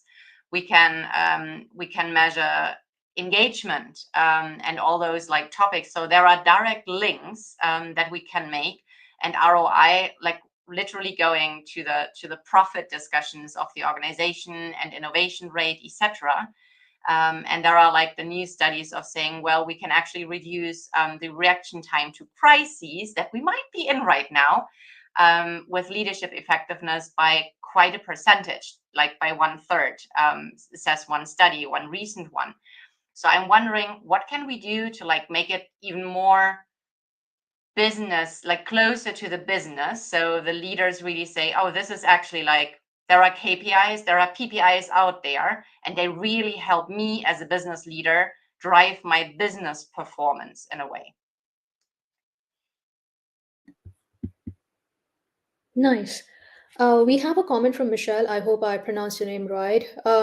She has added manager effectiveness scores from engagement surveys directly into the training sessions to have real conversations of where we are, and it sparked a lot of interest by leadership and gave them a baseline.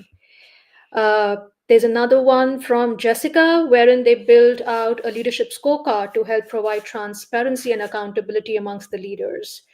Now, this brings me to another question then. What are some of the favorite metrics, at least 2 or 3, that you use to identify strong leaders in your organizations? I can go. That's, for me, it's of course we have the employee engagement scores that we use that give you feedback. One of the things I like to look at is team performance metrics in terms of productivity and output, and how well they meet deadline, because that definitely is a KPI that gives you insight into how effective leadership is. I work a lot in long-term care, so I'll give a case scenario, case study. So, for example, in a, let's say, a nursing home, you might have in a hall where you have more falls than usual, or some other metrics that you want to measure.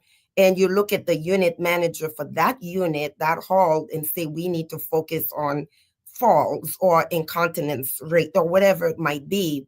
And when you look at that manager, the best way to assess whether they're being a good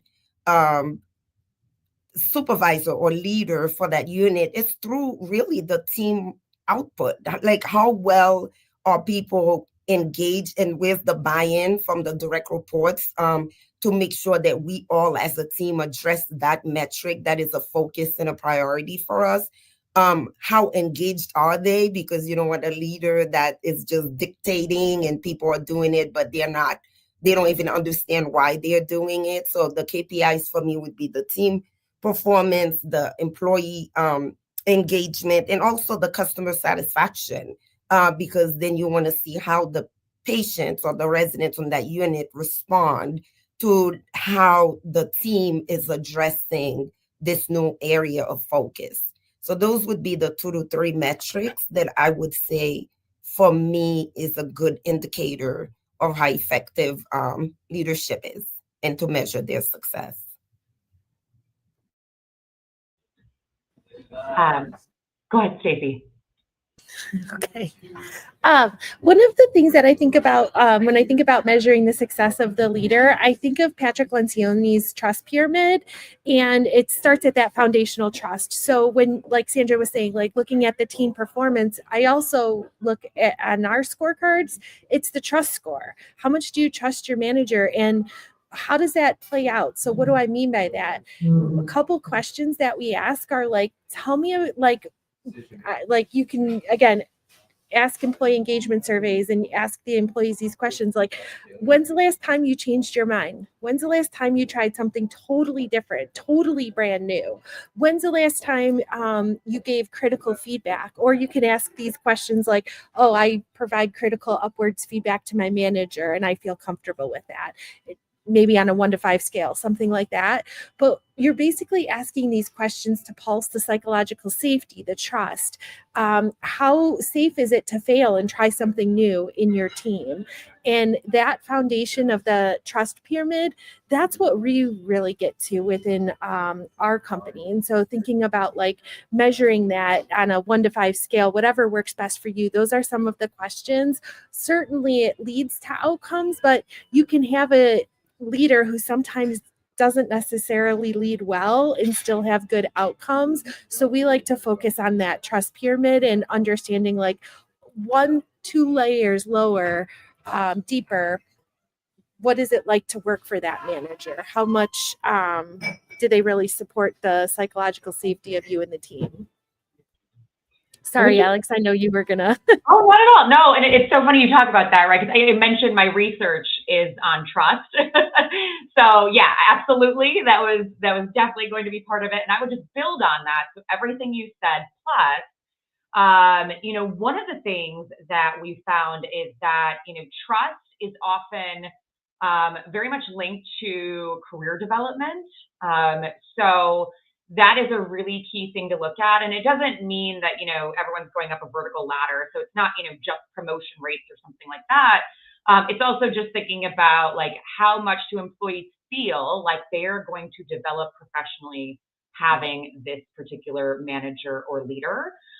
So definitely, like I said, mobility rates, or even, the questions in the survey. And I would caution too, I think with any of the quantitative data, as soon as we see ROI, we think like we can only base this on, some sort of quantitative metrics. That's it. Everything should be a little bit of a mixed method, right? So you see the data, what's really going on there. So Stacey mentioned, right? You could have a meh leader, but the team is still doing well, right? Like you may just see that stat and say, okay, like nothing to see here. Like it's important to always look at the data holistically. And that's why I love, Jessica mentioned a few different things on their scorecard, right? In the chat here. So, I think having that holistic look is a really key piece of it. And the other thing I would add is adoption rates around a change, an initiative. I think that can tell you a lot about how the leader is effective around rallying people around this change, and just their change leadership in general. I love the scorecard idea. And Michelle, the comment there around how are you measuring and then being really transparent with folks about how we're assessing their leadership and their leadership effectiveness. And sort of the big 4 to me that sort of jump out and are things that we want to talk about quarterly and during talent reviews. And when we're considering succession or promotion of leaders, looking at their 360 feedback. Let's look at it holistically. Also your retention levels, like, do people want to stay? Do they want to work for you? Are they excited that you're their leader? Are you getting folks promoted, right? Are you helping to grow your team? And, looking at the engagement scores are always really, critical as well. And then lastly, sort of that succession readiness. Are you getting others ready for the next role and the next job? And so by creating a dashboard or a scorecard, it really gives leaders the opportunity to look across their teams to say, oh, this person's ready to be promoted, this person's not growing their team, or this person has a lot of turnover, and really getting to the data to make data-based decisions to identify your strong leaders, I think is critically important. If I may add a little bit, because I loved what everyone said, because I think it's important to capture, some folks said the quantitative and the qualitative data. I think they're both as important, such as, yes, you have the metrics, but you also need the feedback, right? That's the qualitative data that tells you how a manager or a leader is doing. And I love what they said about the scorecard, because very often we rely on the performance management tool, and that could be 1 year. I know there's been talk about eliminating it altogether, but what I love with the scorecard, if it's designed properly, it gives you that instant feedback, or at least regularly, in more frequent feedback, because a leader can look at the scorecard and determine, are the metrics trending in the right direction? Are we looking at what we need to look at to understand if our leaders are performing the way we expect them to perform? So I just wanted to emphasize that a little bit, because I think that's important that everyone mentioned it. Yeah, and further building on that one, 2 points, I guess. One is like the scorecard. I called it dashboard, but it's exactly that one, to have something like on a page, where you would see potentially very isolatedly conceived inputs as actually linked and working together. And we could go through all people practices that a leader takes care of, be it talent development, be it like career advising, be it performance management, be it attrition, like all of those are included in there. And I like the idea also of what I've seen across industry is like that leaders take that.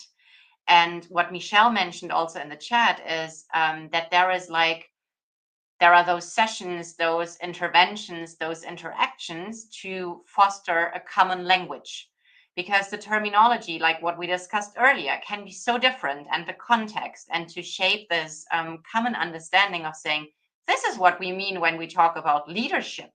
And then we talk about leadership development or effectiveness or whatever we call it. And then what do we think about it? How do we package it? How do we want to focus on that, taking it further?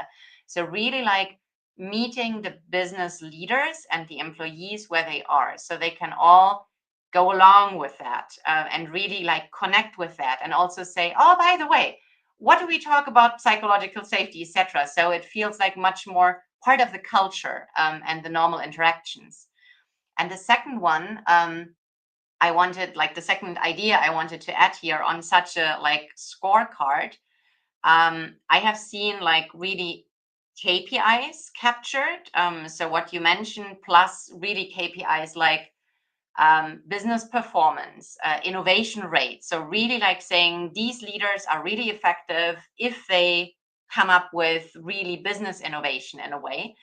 The second thing I saw in some companies were the PPIs, the process performance indicators. So not saying this is the outcome, but we also acknowledge there is a way that we look at. So for example, saying, yes, we will look at psychological safety. At the same time, in order to create that, we incentivize every leader to have regular retrospectives with the team, or exchanges or offsites. So it would not mean doing an offsite ensures psychological safety, but it can enable it. So it also guides leaders a little bit more how to reach those metrics in a way, and all employees to really help also shape those spaces.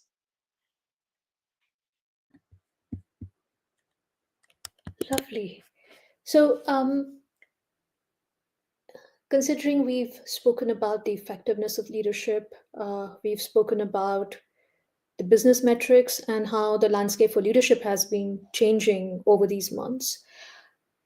I wonder, are we seeing leadership development strategies evolving in quantifying and enhancing the return on investment in a volatile, uncertain business landscape?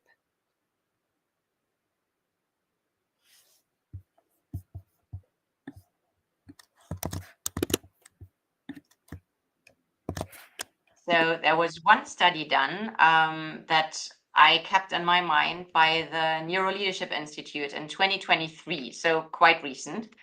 They looked into adaptive leadership and measured how it improves organizational resilience.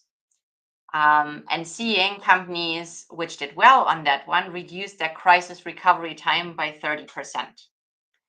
So there is actually something going on that meets current needs in the world.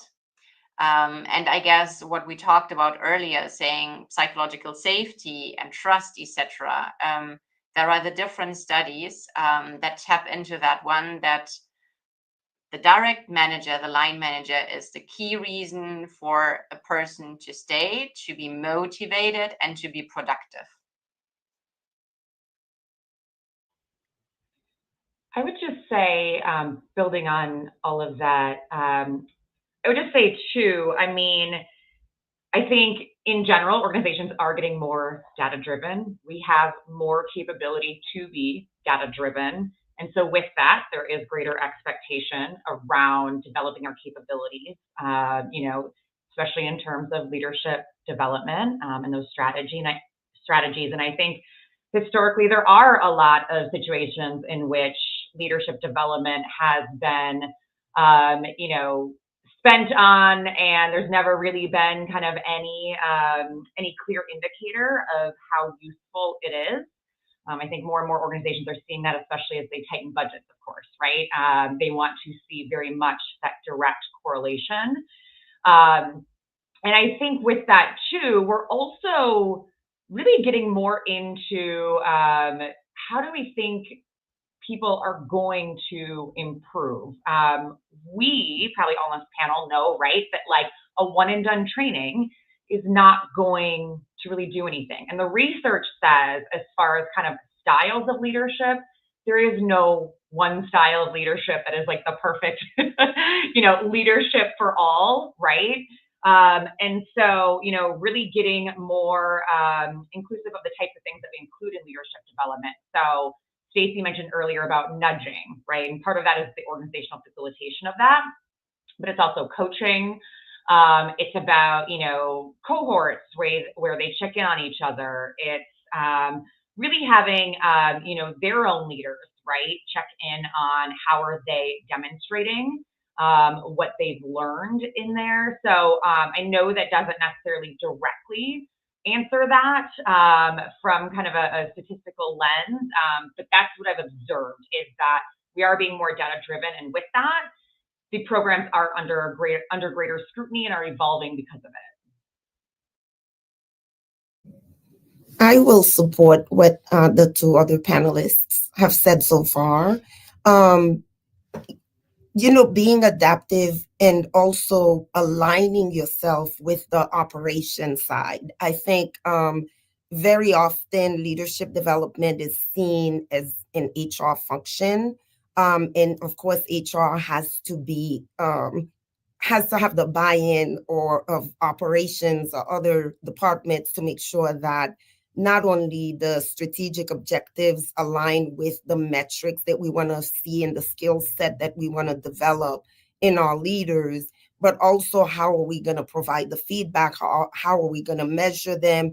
And more importantly, what do we do after we measure them? Do we pivot and refine them so that we can make sure the strategic objectives are in the objectives of the learning are aligned and mesh well so that we can get the desired outcome?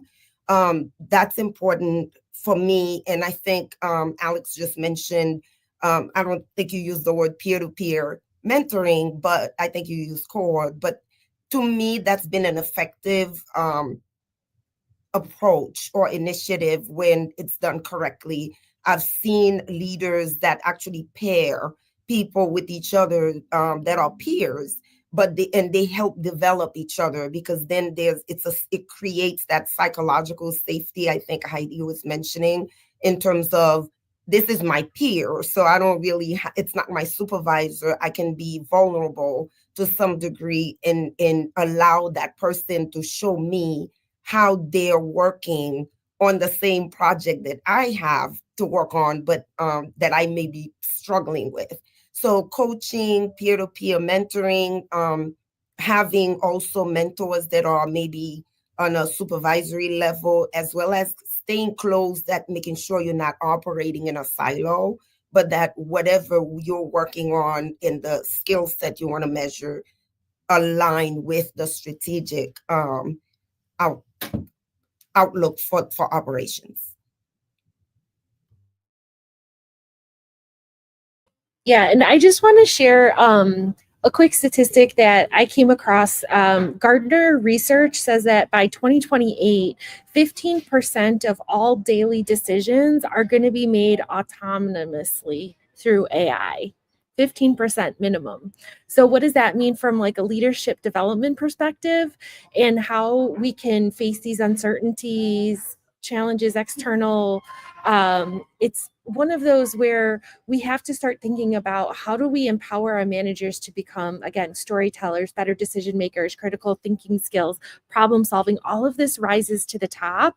And so when you think about like, how do you get this ROI and this strategy in there, this AI revolution is here. You're either going to be on the winning or the losing end if you're not starting to adopt it. So thinking about how you can start to empower that trust and start to actually embrace this AI revolution that we're in, to really get that higher productivity, those higher metrics, align with the business, align with the outcomes. Yes, absolutely. But start to think about those skills that you can start to give your managers and start to give your leaders in the organization on ways that they can move their departments and their teams forward using that power of AI.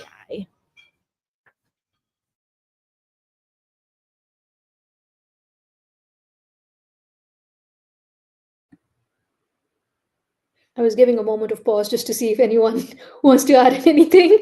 All right, last 5 minutes with us. It's going to be a rapid fire now. My question to the panel: if you had to define leadership success in one sentence, what would it be?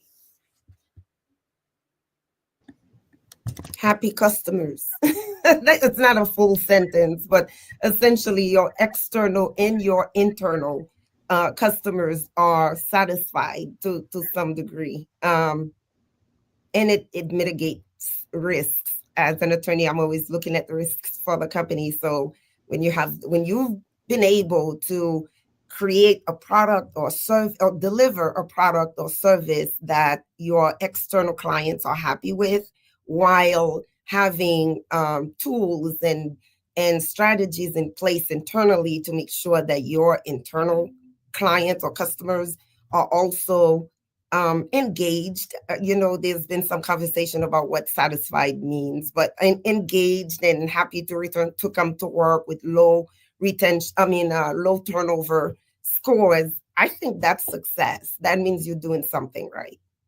We can get into a lot more, but I'll just leave it at that. I was going to say, to me, leadership success is really the ability to inspire, develop, and empower your team to drive business success and also to continue to innovate. Short and sweet.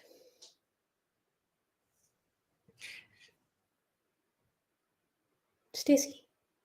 Okay, I was just going to say, yeah, almost the exact same thing. I mean, to me, leadership success is having that trust, that inspiration, that empowerment to achieve it while achieving organizational goals and creating a shared vision. I would I say, echo. So not only, you know, demonstrating learning agility, but being able to impart that on your team and empower your team to also have that same learning agility. And final words of wisdom from Heidi. Oh. I built on Missy and Stacy's comments. For me, it comes down to enabling sustained competitive advantage for the business by providing the vision, enabling the people, developing talent, and engaging the stakeholders appropriately. Lovely. Some really nice pearls of wisdom from our panel. Thank you so much once again. We are just up the hour, and thank you so much for bringing in your experiences, your case studies, and sharing it with our audience. And a huge shout to our audience, as always, for bringing in their thoughts and their learnings with the panelists. Signing off for the evening, morning, afternoon, wherever you are. Thank you, and until next time. Bye-bye.